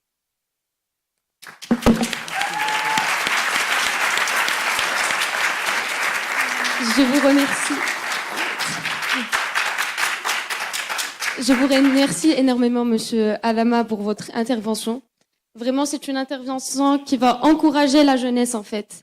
Et d'ici, je tiens vraiment à vous inviter tous et toutes à vraiment combattre ce fléau et try to spread love and yeah, instead of hate, love and peace. All for love and peace. That will be our resolution of this youth forum, please. So as youth, let's all spread love and peace. Oh, yes. Love and peace. Thank you. Thank you so much, our fantastic participants, for the wonderful deliberation. As they said it very well, let me reflect on 1 or 2 points mentioned. I think key messages that came was the price of freedom is eternal vigilance. It means we all have to be alert, be aware. But of course, we as leaders, like my brother, the politician, the mayor, has made it very well. We can all have deterrence policy, but it doesn't have to undermine innovation of the young people. Let's have policies in place that controls the innovation or deter hate speech, but we shouldn't do it in a way that undermines the innovation of young people. And I think technology is a global, and if well managed, it's an opportunity. But if not, technology is going to be costly. It's already costly, it's going to be even more costly. And digital divide, in poverty, digital marginalization remains a big issue. And lastly, we are here, brought together by the United Nations Alliance of Civilization to look or engage into intergenerational dialogue, pursuing an intergenerational approach in advancing the peace we are looking for. And of course, with a collective understanding of war and its horror, and most importantly, minimizing the heroism that comes with war. Because we don't want young people to know that you can be a war hero. We should be peace champions, peace heroes. That culture of war heroism, sometimes we forget about the victims or the survivors. Thank you so much. Let's begin to our guest. May you please take your seat. Wow. How are you doing? Still good? We have one more to go. We have one more to go. And as we continue in the same spirit, to be applauding them as they walk back. Most importantly, to be applauding the bro. I've grown taller than him over them. Thank you very much. We are going for the last one, the last session, which is about investing in youth and building peace through sports. We have all been players, right? Hello? Have you ever played football? The last time I played football, I was the captain of my team. And we lost so badly. It was about 11-0 sort of, but it's okay. We lost so badly. But there is one thing about football, one thing about sports or generally. We have players and we have the referees. And the concept is simple. All are equal in the eyes of the referees, just as all are equal in the eyes of the law. Is that true? Do you agree with that? So for that reason, I'm going to definitely invite our next panelists who are going to be engaging in this discussion. And I have the greatest joy to welcome Mr. Vyacheslav, Festive Vyacheslav. I don't know if I'm pronouncing it, but it's a really sweet name. Come on, give a big hand to her.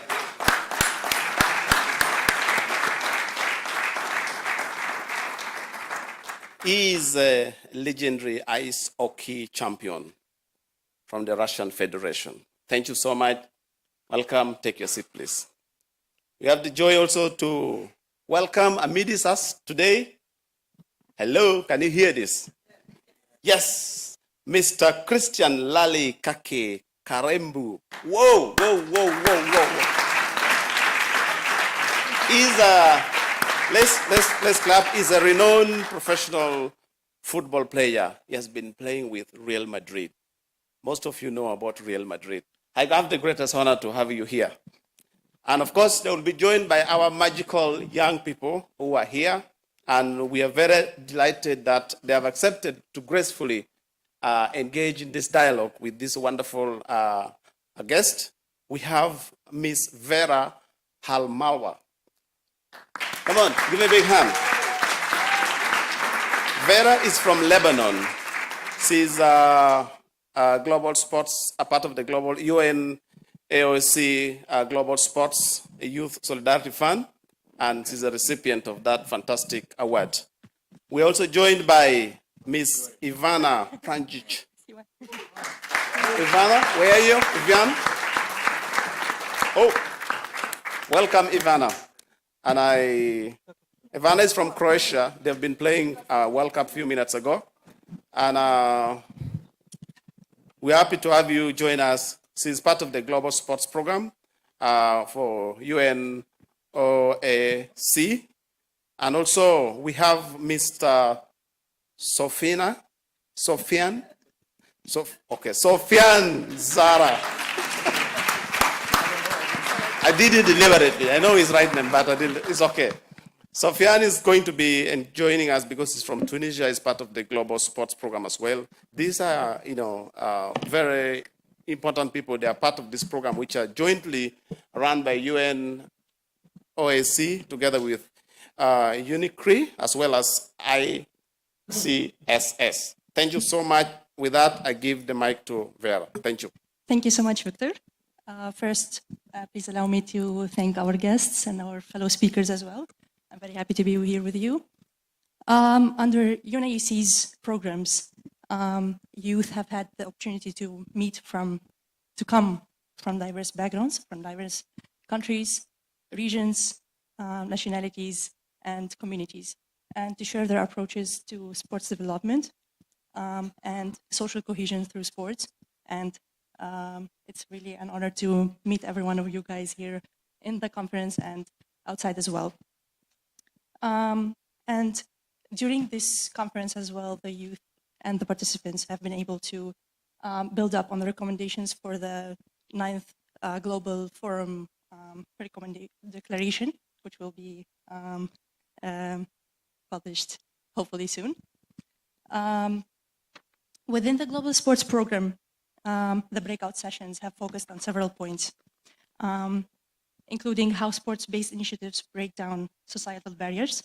And we talked about the challenges of reaching out to at-risk youth. And we also had discussions on the role of youth-led grassroots organizations in using sport for peace and social cohesion, and the importance of leveraging major sporting events and the professional sports and athletes to foster social cohesion, ending with measuring impact on the ground. Programs like the Youth Solidarity Fund have been able to support on the ground applications of projects that are focused on social cohesion and peace building through sports, including a project we implemented in Lebanon called We Play for Peace under the Peace of Arts organization. The project included approaching and integrating youth from diverse backgrounds and religions together through sport, including discussions and civic awareness sessions, in addition to including as well teachers and community trainers through nonviolent communication through sports, and training with a published handbook, training handbook we were able to publish under this program as well, called We Play for Peace. Such programs have proved to be very effective on the ground and really impactful on the grassroots level. And based on this, I would like to address Mr. Fetisov and ask you, from your perspective as the former Minister of Sports in 2008, how important is it to integrate sport in social cohesion policies on international, regional, national, and local levels? Thank you. Thank you, Vera. First of all, I want to say thank you to Mr. Maritinos. I think it's organization he's running right now, probably the most important in the world, in our very fragile world, to hear opinion from different part of the world, people who got success in different fields, and of course, it's to be here with you, it's I think we should translate this conversation today around the world with same interest of the World Cup. Try to explain maybe later why it's so important. And for me, it's huge pleasure to be here today among the students from the 43 countries. This is the future leaders of the not easy world, and of course, for me, it's huge privilege to be with Christian on the same stage, legends of the football. And yeah, it's a big honor again to be here.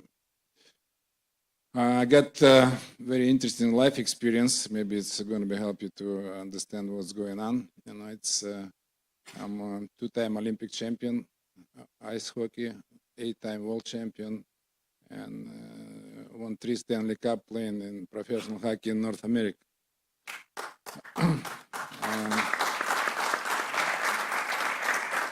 I've been a pretty successful coach. Then I was Minister of Sport for 7 years, and got experience of being senator for 8 years, and now I'm congressman for the State Duma.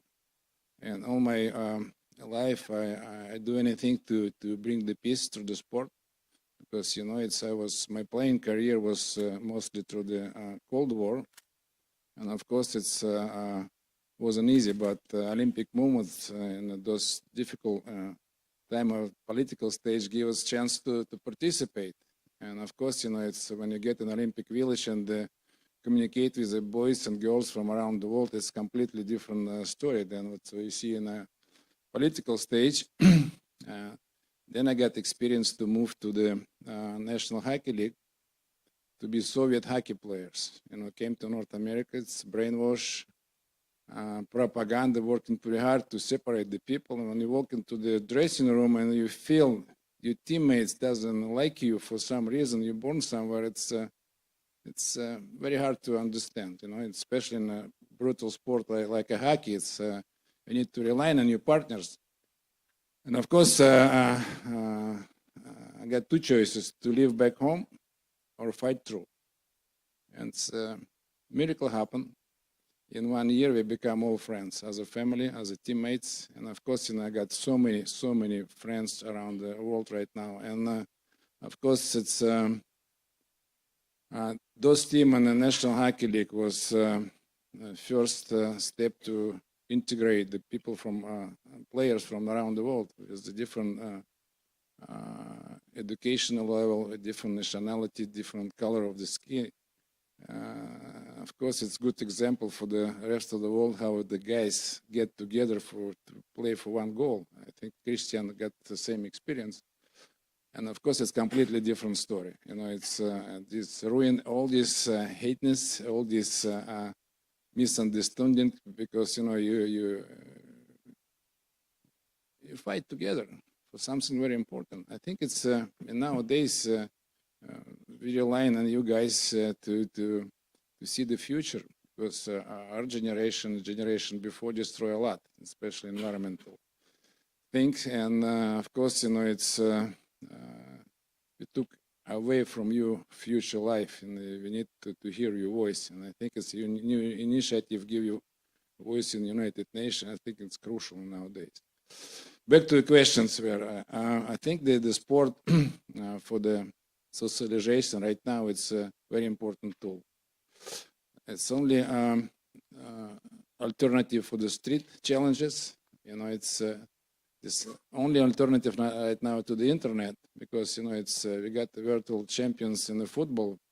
The boys and girls never kick the ball, but they're world champions already.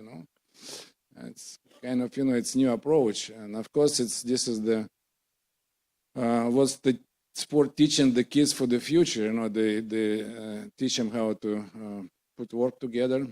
They teach them how to play by the rules. They teach them how to respect each other. They teach them how to play as the teammates. And of course, all these qualities could help young kids and youth to move on a life and use this experience to be successful. And of course, for this, you need to build the infrastructure. You need to get the competition going on, and you need to get the same rules and regulation, for the sport. And it's, of course, this needs lots of money to build the new facility, especially here in Africa. By the way, I play hockey here in Nairobi. I got Ice Lions in Nairobi. We played 3 years ago. What's happened? The boys and girls who was playing the hockey was huge interest in internet, and they've been invited to the Canada, United States. They see the world by one thing, to play hockey in a very unusual place. And of course, I see how enthusiastically they play the game in the heart of the Africa. And I think this is a good example. You build the facility, they come and they play. They come and be part of the World Sports Society. And of course, it's the role of the Olympic Committee right now is crucial. Again, nowadays they're more politicized than ever. This is the awful. And I think the United Nations get more attention to what's going on. You can't discriminate athletes who was dreaming since the kids to play in Olympic Games.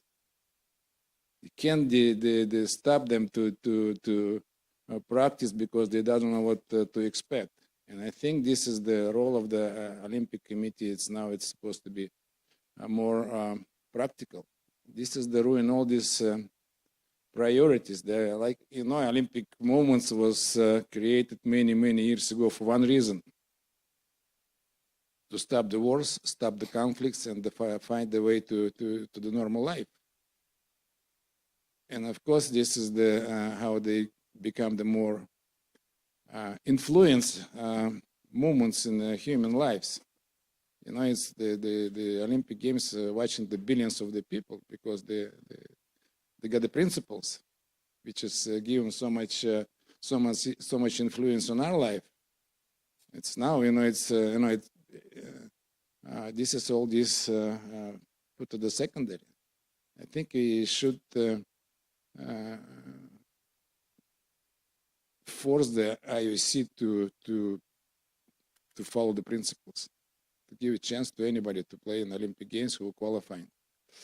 And another thing, the Olympic champions, this is the title supposed to be give you a chance at any minute to defend these titles. It's another thing. It's many things would be good guidance for what Mr. Martinez proclaiming all this, his life as probably one of the most respected diplomats who fight for the freedom, for the future, and of course for the peace on the planet. Of course, it's an Olympic movements and the sport federation supposed to be main anchor organization who have to bring the interest from the kids and let them chance to compete. That's the thing. And of course, the governments need to invest in these regards because this is give us so much for develop the good citizens and of course to create the future for the country, for the planet, and for the peace. The sport is peace. Peace. It's bridges. It's communications. And like I said, it's my example.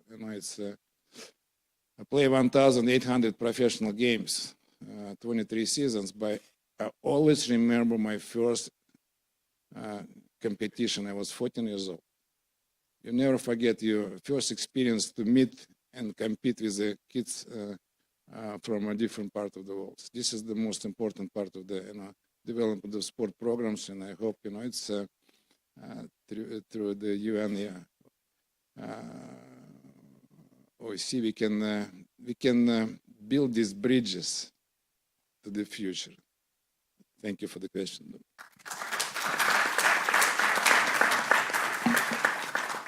Спасибо большое, Mr. Fetisov.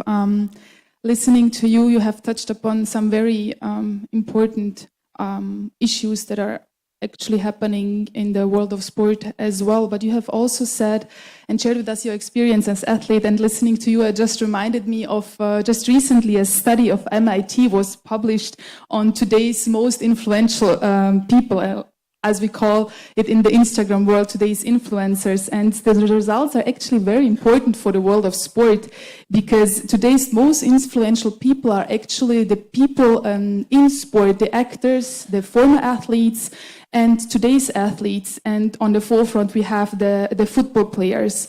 And the sport industry, I think, definitely has a role to play to solve the major issues in society of our next decades. And that you also mentioned the important message of peace and the importance of the international federations and the impact that they can have also on the grassroots level. And knowing the importance of sport for society, the formal policies we have just also touched upon must also serve the work of grassroots sport for development and peace organizations in order to reach the best possible outcome, I think. But coming from theory and the policies, I want to just move to the practice. And I think one of the peaks is major sporting events, and you have been part of many of them. But my question here is, I know that you have been one of the key members for the Sochi Olympics as well, and we also see the thrill around the World Cup and the buzz about the World Cup right now. So my question here is, how can we actually leverage the buzz that is created around the major sporting events to promote the positive message of peace, hope, and intercultural and an interfaith cooperation? Thank you. Because the main issue right now, youth, this is the sport, this is the future, and of course, it's, by the way, we talked to the president of the university for the big communication between students of the Russian Federation and you guys. Maybe we can find you, invite you to the Russia, maybe go to the Arctic zone. To communicate about the future. This is the most problem region right now. The ice melting so fast, it looks like in the near future it's no more Arctic ice going to be existing. It's very interesting. Or we can go to the Baikal Lake. It's 20% of the drinkable water. Can you believe it? The lack of the water in Africa now. We should think about how we can bring the water to you guys. And this is another thing supposed to be the main reason to discuss maybe together with Russian students. Another problems is the degradation of the soil. This is in the next 10, 15 years going to be main problem. That's we have to find a way how we can get back degradation of the soil to normality. It's water, what we eat, what we drink, what we breathe. This is what about the health in the future? Of course, it's for us, it's main concern. I'm also, it's a goodwill ambassador for sport, for the climate, Arctic, Antarctica, and we can talk with you about anything, because I think it's you should know what's going on right now, because without knowledge, we can misleading ourselves to the wrong field, and of course, all these political disagreements right now are supposed to be stopped, because you have to invest in the future of your life of your kids. Of course, it's the big responsibility of the politicians. And of course, it's sport events and sport heroes supposed to be it's a big leading example how they live, how they think, how they get the position of the situation, get knowledge and and get the leading role to lead you guys to the right goals, and of course it's very important for the future. Yeah, it's we need the heroes, we need the leadership, we need the people who can, beside to be famous, be also it's explaining what's going on, what's most important, how the priority is supposed to be in our lives. And yeah, it's Olympic Games, World Championships, World Cup, heroes who got so much influence right now, supposed to be tell us what's the supposed to be in our main priority: ecology, climate, water. This is the thing supposed to be. It's in the vision list, 1, 2, 3. Again, it's my experience of be a part of the Olympic family. It's enormous. I was play for National Hockey League, and in 1997, they was decided to play in Olympic Games, and I was part of the discussion with Players Union. They make huge money. For them it's Olympic moment somewhere far away, and they asked me what's the main things to go. I said, listen, you should be part of the youth around the world. This is the Olympic Village can be privileged for any athletes around the world to be part of it. And of course, for you to represent your country, not just club, this is the very important understanding what's going on. And again, it's atmosphere and Olympic Village is, you cannot create this in a different part of our life. And yeah, it's a great example. And of course, guys was listening to those who got those experience, and they was wanting to participate. And of course, as you now get all professional players, the part of the Olympic movements, which is very important. Yeah, yeah, and again, guys, we all relying on you, understanding you're all going to be leaders in the next few years, and of course, you need to understand only together, only building the team, we can solve these problems right now. Otherwise, it's going to be, it's more problem than we even think. It's and asking you to find the friends around the world, to be discussing very important issues, and of course, it's leading by example. And yeah, I hope you can hear me, and we can gonna build a huge team for the your future, bright future, and future for the understanding and play together for the sport, and don't fight in different fields. Okay, thanks you. Good luck, and I hope to see you in Russia one day, and we can have lots of fun. Trust me, we can do. Even we can teach you skate. I'm guaranteed how you're gonna skate as all those who skate from the young age. Good luck, guys.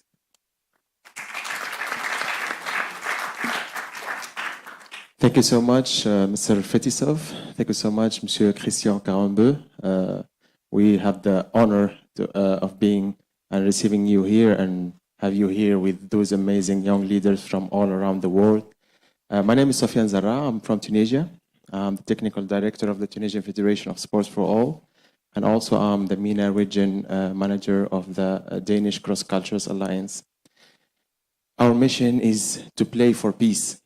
And this is, I think, this is what we are doing, all of us, when we go out from the football field or the sport competitive pitch.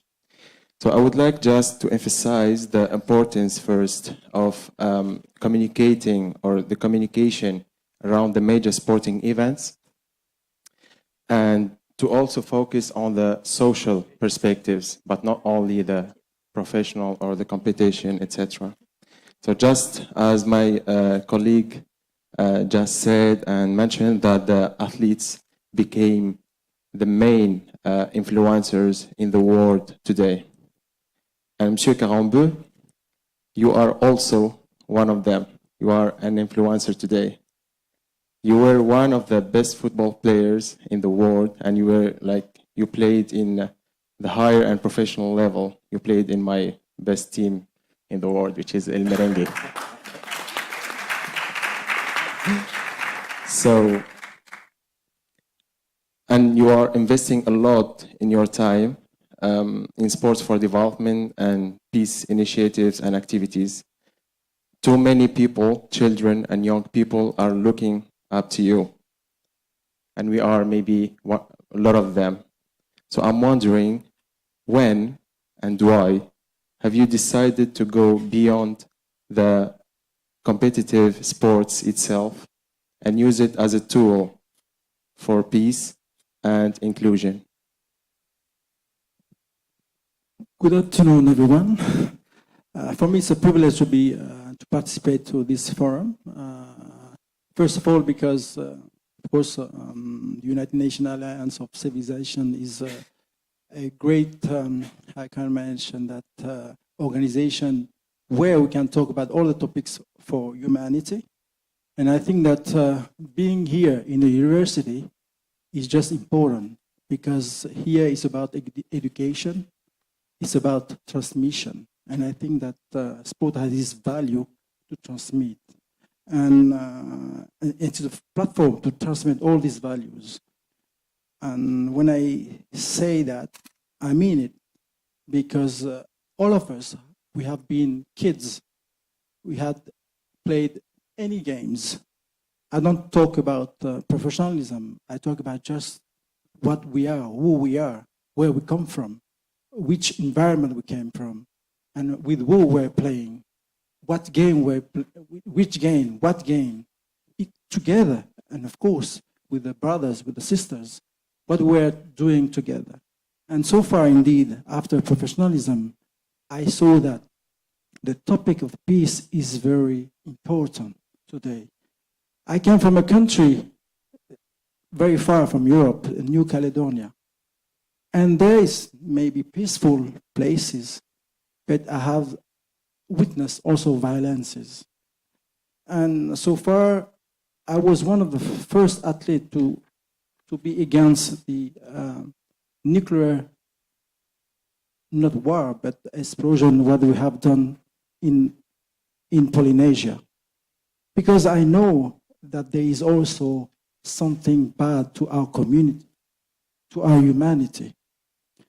And when many organizations came to me that they might need support or awareness, that's why I follow the path to develop this initiative anywhere else I go with some program, educational program. I started with the UNICEF, with also the PNUD. This is all from United Nations.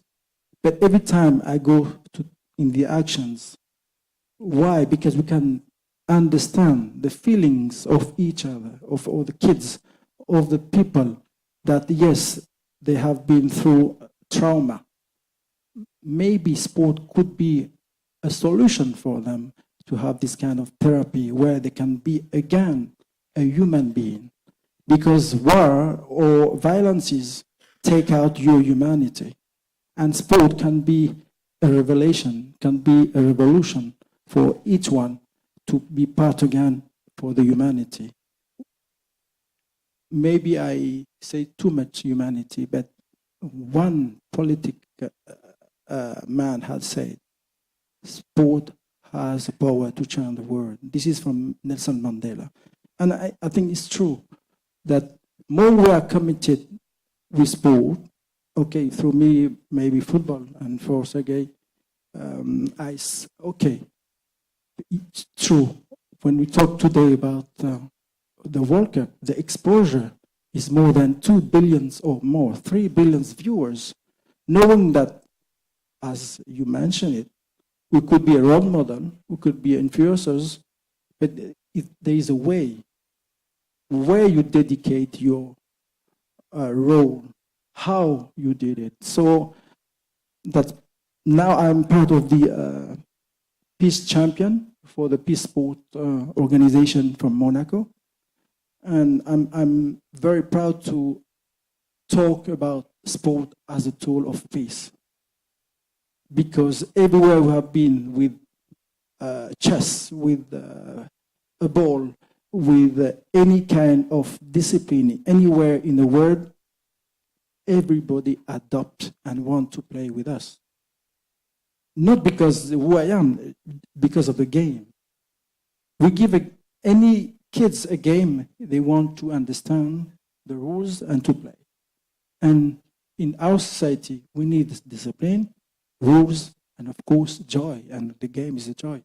And we need to understand each other that more we are in this position to spread joy, more we are in the way that we can accept each other. And when I say that, it's about inclusion, about diversity, about any discrimination. Thank you. Thank you so much, Mr. Karambou. And based on what you also said about the at-risk communities and years of trauma in communities that happen to be under violence or affected by violence in any form or any shape, and talking about your experience and your journey starting from your country as well, this really highlights the importance of grassroots initiatives happening from underground, and how impactful these grassroots are being implemented in such communities, and most of them are usually youth-led. My question to you is, how can knowledge, experience, and expertise of young people on the grassroots level be leveraged to engage at-risk population? I think sport is free. It's free for everyone to be in sport, to participate to sport. And this freedom gives you everything to compete. And when you are in the grassroots, of course, that we're gonna understand the instructions, the guidance of the elders or the people who are around you, because it's very important, the entourage. The risk, for me, is always not a challenge, but a good vocabulary to any perspective. When I say this, that when anyone take a risk, somehow he's gonna change his future or his pathway. Because when we talk about professionalism on a higher level, we always ask to anyone to take the risk, to make the difference. And having the risk, taking the risk, you make a difference in your society. And through sport and with the grassroots, of course, there are kids. We need to be with the pedagogy, how to excel in a high-level situation later on. But we give them basics where they can implement, where they can be committed and going with. And this is how we build also our society, with discipline, with commitment, and of course with effort and sacrifices. Thank you.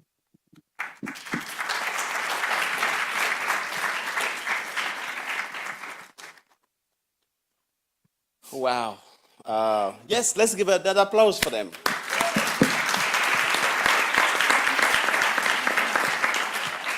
The use of sports to build a world peace under our very clear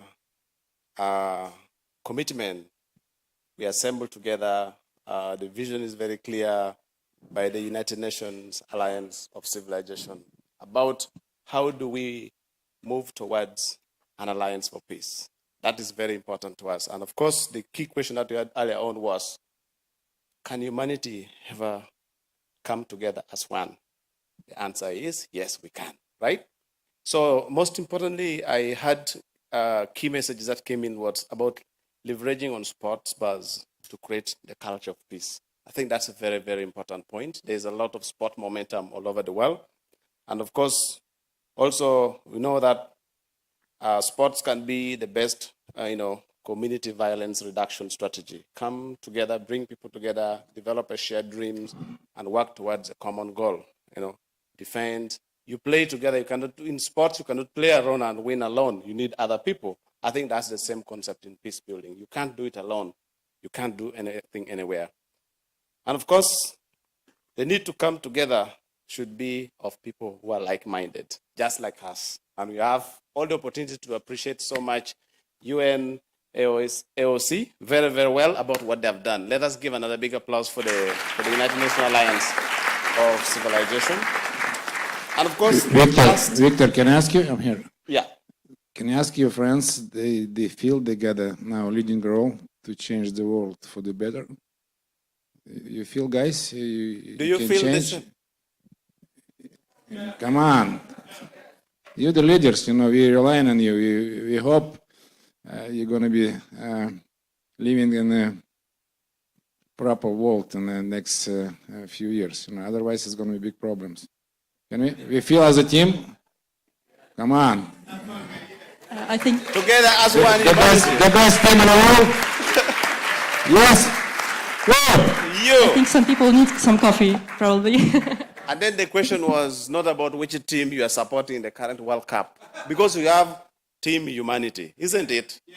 With peace, we are not having a country specifically, but we're having Team Humanity, and we are here.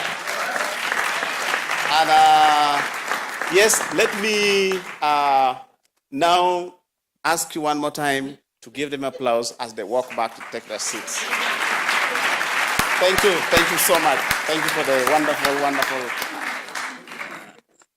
Yes, we just want to finish up with our final remarks. We all have heard the major message with this sport, that we all believe that sport can be a tool for social change. But and Mr. Feretov has just asked us, do you know that the current youth population is the youngest and most educated that the world has ever known?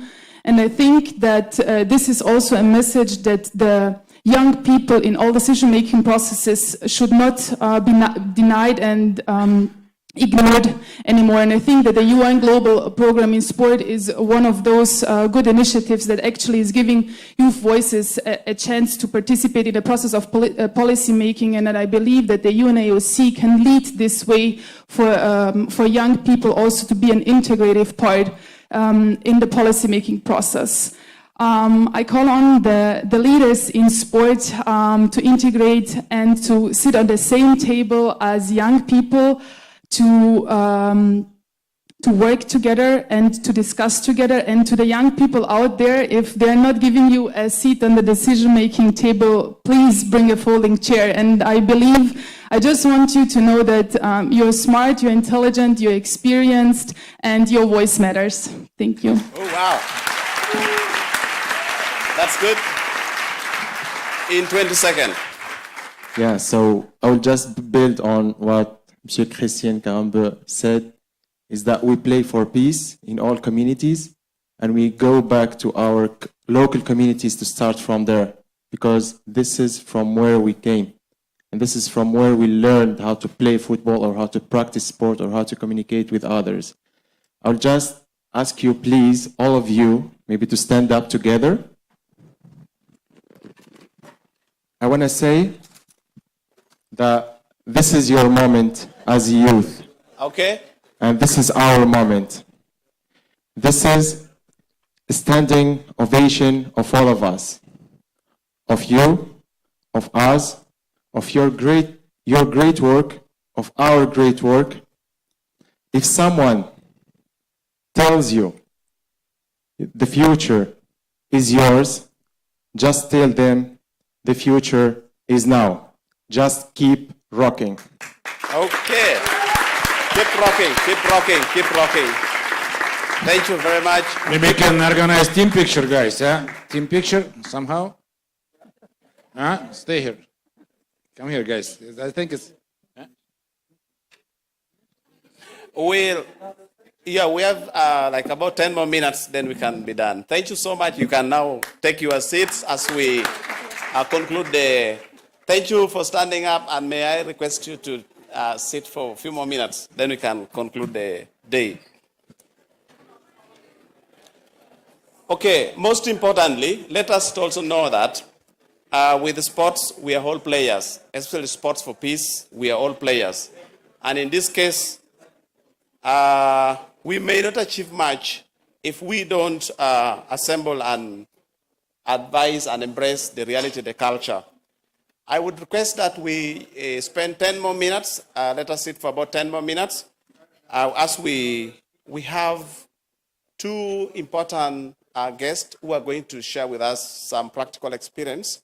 It's very important to get to hear from the real life situation as we work towards promoting peace through arts and culture.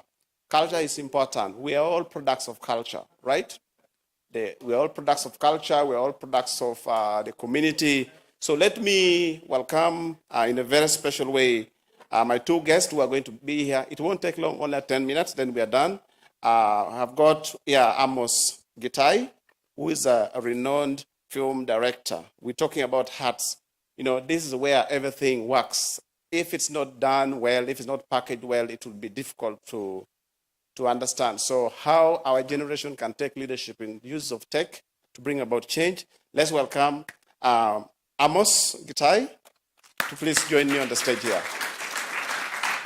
And then another speaker that is going to come in is Mahi Binabin. I'm sorry if I'm not pronouncing well, but really welcome. They will be discussing briefly on working together for peace through arts and culture. Please, gentlemen, as we know, we are standing between lunch and a crisis. Are you sure you want to hear us? Because I'm sure you're hungry, huh? I think 10 minutes we can manage, isn't it? Thank you. So, shall we go? So please. Good. So, thank you very much. It's great to be here. I was born in Haifa, in the north of Israel. Was supposed to be an architect. My father was an architect of the Bauhaus. You know the Bauhaus?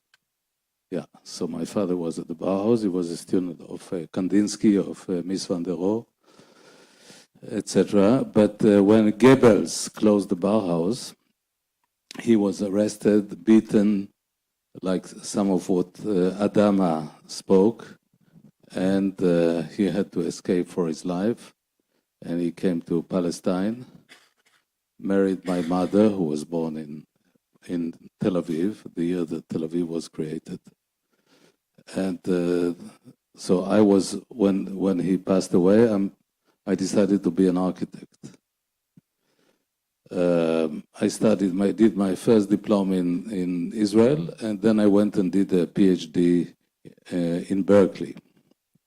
So altogether I spent 9 years. I just want to talk to you because I spent 9 years of studying architecture. And when I finished studying architecture, I decided to do something else. And I started to make films. So sometimes studying something and transposing it to another medium is a good idea.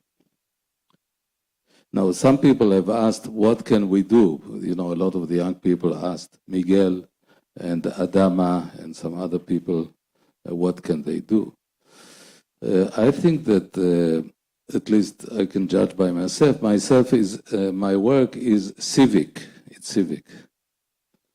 So I think what you can do is to do civic works. I did a film about the killing of Yitzhak Rabin. It's a civic gesture. I did a film about the Palestinian house in Jerusalem. It's a civic gesture, etc., etc. So I think that the good thing to do is to be critical. When you love your country, you want it to be better. So you have to be critical. Strong cultures don't need public relations, you know. And you can afford yourself to combat, to be critical about condition of women, condition of minorities, about relation to the other. Be critical. And then other people asked, so what can the arts do? The arts do not change the reality. Let's be honest. They do not change the reality. But they keep a trace of a memory. They keep a trace of a memory, and this is something important. Since Mr. Moratinos is Spanish, and I love talking to him very often, to him and to his wife, who is also here. And so let's think for a minute about a great Spanish painter, Picasso, that you all know, right? So in 1937, the German Luftwaffe bombarded a Basque village that you know. You know what's the name of this Basque village? Can somebody help me? No? What is the painting of Picasso that we speak about? Guernica, good. So they bombard the Germans who support Franco, the fascist regime of Franco. They bombard Guernica. Now, what did Picasso do? His medium is painting. He makes a painting, right? But the painting didn't change the world because the people who supported Franco kept running Spain for many, many years, many years. So the art do not change the reality directly, but it kept memory. So a few years ago, I was asking myself, there was a Spanish prime minister who decided, from the Socialist Party, who decided to take out the bones of Franco from this very kitsch mausoleum and to move them out, okay? So I asked myself, why is it such a priority? It's only because of memory. So the memory of the painting, the memory of political militants, the memory of Sampron, of filmmakers, of Alain René, who did this beautiful film, La Guerre est finie, etc., etc. It's an accumulation of memories. So these memories made direct impact on a political decision, a symbolic political decision.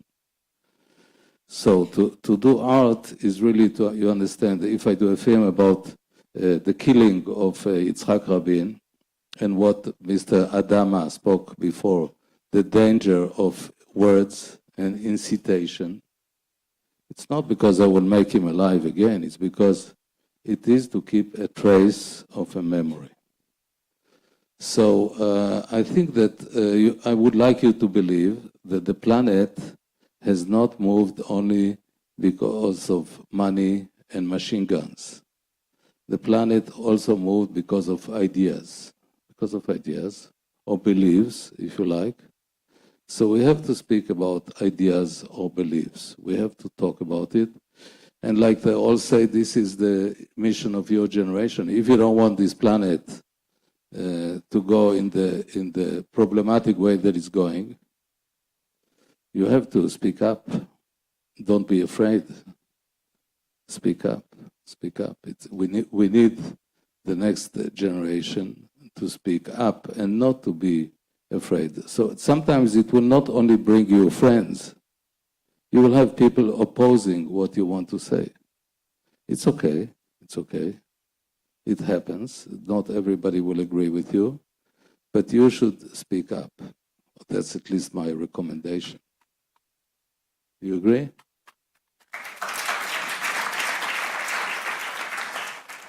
So I know that you are terribly hungry, and there is my friend Mahi who wants to speak, and he has to go to Casablanca. Mahi, go. Bonjour, je m'appelle Mahi Binbin, je suis écrivain et peintre, plasticien.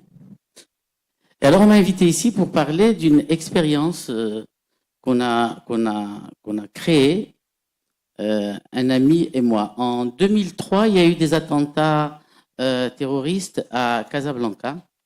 14 jeunes sont sortis d'un bidonville qui s'appelle Sidi Moumen et qui ont fait un carnage dans Casablanca, 45 morts, centaines de blessés.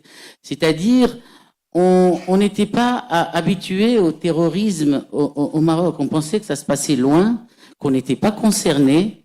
Et puis on s'est réveillé un matin et on s'est rendu compte que ce sont bien nos enfants qui ont fait ce carnage.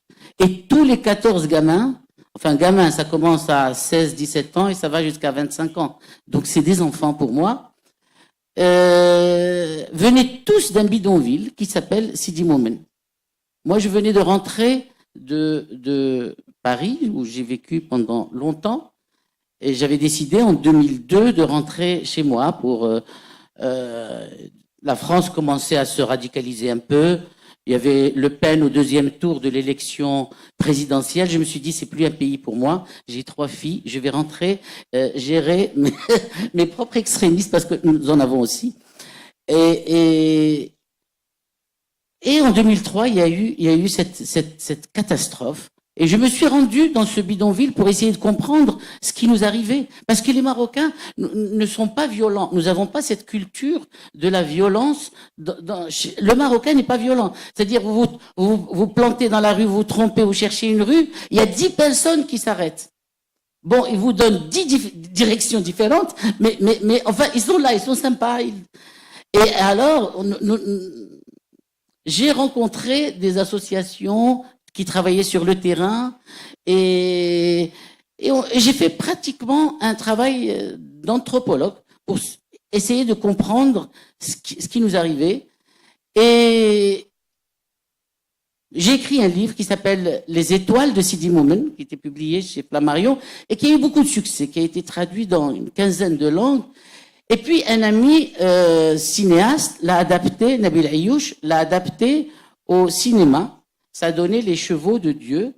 Alors lui et moi, on a gagné tellement de fric sur cette affaire, sur la misère. On s'est dit peut-être qu'il faudrait rendre cet argent à ces gamins. Et nous avons créé un premier centre culturel dans Sidi Moumen, et qui s'appelle Les étoiles de Sidi Moumen, évidemment, comme le livre. Et c'est un centre culturel où il y a une salle de cinéma, une salle de musique, une salle de danse, des cours de langue pour expliquer aux gamins qu'il faut apprendre la langue de l'autre parce que l'autre, c'est pas ton ennemi, l'autre, c'est ton cousin. Donc tu dois apprendre l'espagnol, le français, l'anglais, l'allemand. Donc il y a des cours d'informatique. Et on a été, en 3 ou 4 mois, on a eu 1000 inscrits. 1000 inscrits, 1000 gamins, c'est-à-dire ces gamins qui traînaient dans la rue à la merci de cette mafia pseudo-religieuse qui les conditionne parce que ces mafieux qui se disent religieux prospèrent sur ce fumier des bidonvilles, sur cette misère. Et puis, ça a tellement bien fonctionné qu'on a créé un deuxième centre à Tanger, dans un autre bidonville qui s'appelle Beni Makada. Là encore, 1000 enfants. On ne peut pas aller au-delà de 1000 parce qu'on ne peut plus gérer. On a créé un centre ici à Fès, bientôt un deuxième, et puis un centre à Agadir, et le plus beau, évidemment, le plus beau, c'est à Marrakech, chez moi. C'est un centre sublime. Et là, on ouvre le mois prochain un centre à Essaouira. Ça va être le 6e centre. C'est possible de changer les choses. C'est bien de les dire en tant qu'écrivain, en tant que plasticien. C'est bien de le dire. C'est mieux de le faire et de descendre sur le terrain et de mettre la main dans le cambouis et dire à ses enfants, on les appelle les étoiles, vous pouvez être meilleurs. Voilà. Je vous remercie. Yes. Oh, thank you so much for the wonderful stories shared by our 2 lovely brothers who made it very important for us to know the need for engaging the culture and our hearts as well as technology. I think... what is the result of the football? Do you know? 0-0. Oh, yes. As a supporter of Team Humanity, I think we are doing well, right? So far, so good, isn't it? So most importantly, it's about dignified documentation. Humanity is about dignity. And I think that's the essence for United Nations Alliance of Civilizations, gathering, assembling us here. It's about dignity. If our culture is about telling the stories of hope, inaugurating the future of collective humanity. I think that's really where it all goes so well. Lastly, as somebody who has been here, making sure that we continue doing what we're doing. Let me also end by saying that being here today was the best thing, because we're talking about intergenerational dialogue. How can we have the young generation, like us here, younger generation, to appreciate the knowledge, the wisdom, the understanding, the experience that exists in our senior leadership, so that we tap into that potential, we tap into that knowledge, but also the senior leadership appreciating the dynamism, the excitement, the innovation, the creativity and agility in this young generation, who should be given space, who should be supported to come here. And I think this is what UN AOC has done a great job by bringing us all together so that we can achieve this mission today. May we all advance the path of global cohesion and peace, regardless of our religion, of our gender, of our age, our status or color, because the bottom line is we share a human race. Thank you very much. God bless you.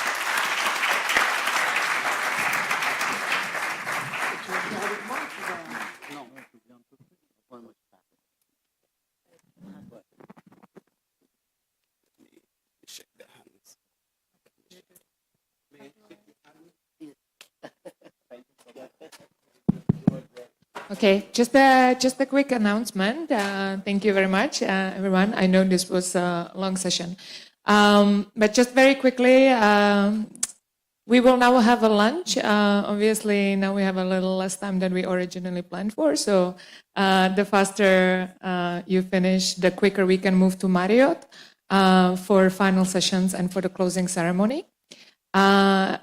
I also want to mention that unfortunately earlier today there was one participant who tested positive for COVID.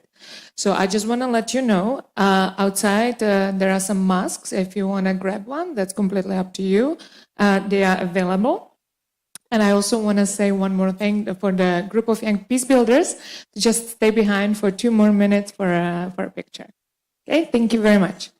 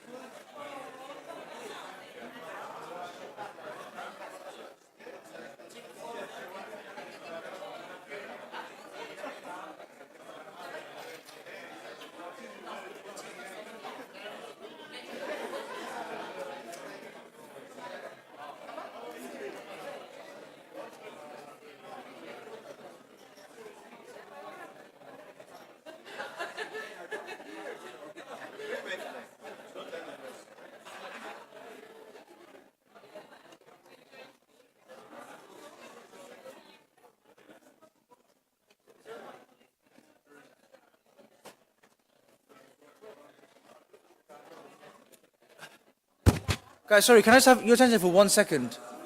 Guys, sorry, 1 second, and then I promise you can go for lunch, yeah? I know you're starving hungry. I just wanted to take the opportunity to, number one, thank the UN AOC team for making today happen and having the previous days happen, because without them, it wouldn't happen. Dana, Angela, Alessandra, everyone who are part of the team, thank you. So these chocolates are for you guys, so can one of you come and get these chocolates, please? Yeah?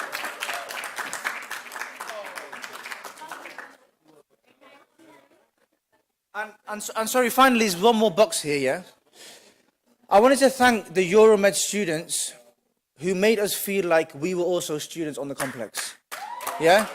I can't tell you enough how lovely and supporting the students were where we need a medication, or where's the coffee machine, or where are the toilets, or where's the best shop on the complex. So from the bottom of my heart, on behalf of all the people that came from across the countries, thank you to Euromed students. There's chocolates in here. There might not be enough, but it's a gesture from us to you. So anyone who's from the university, please take this from me.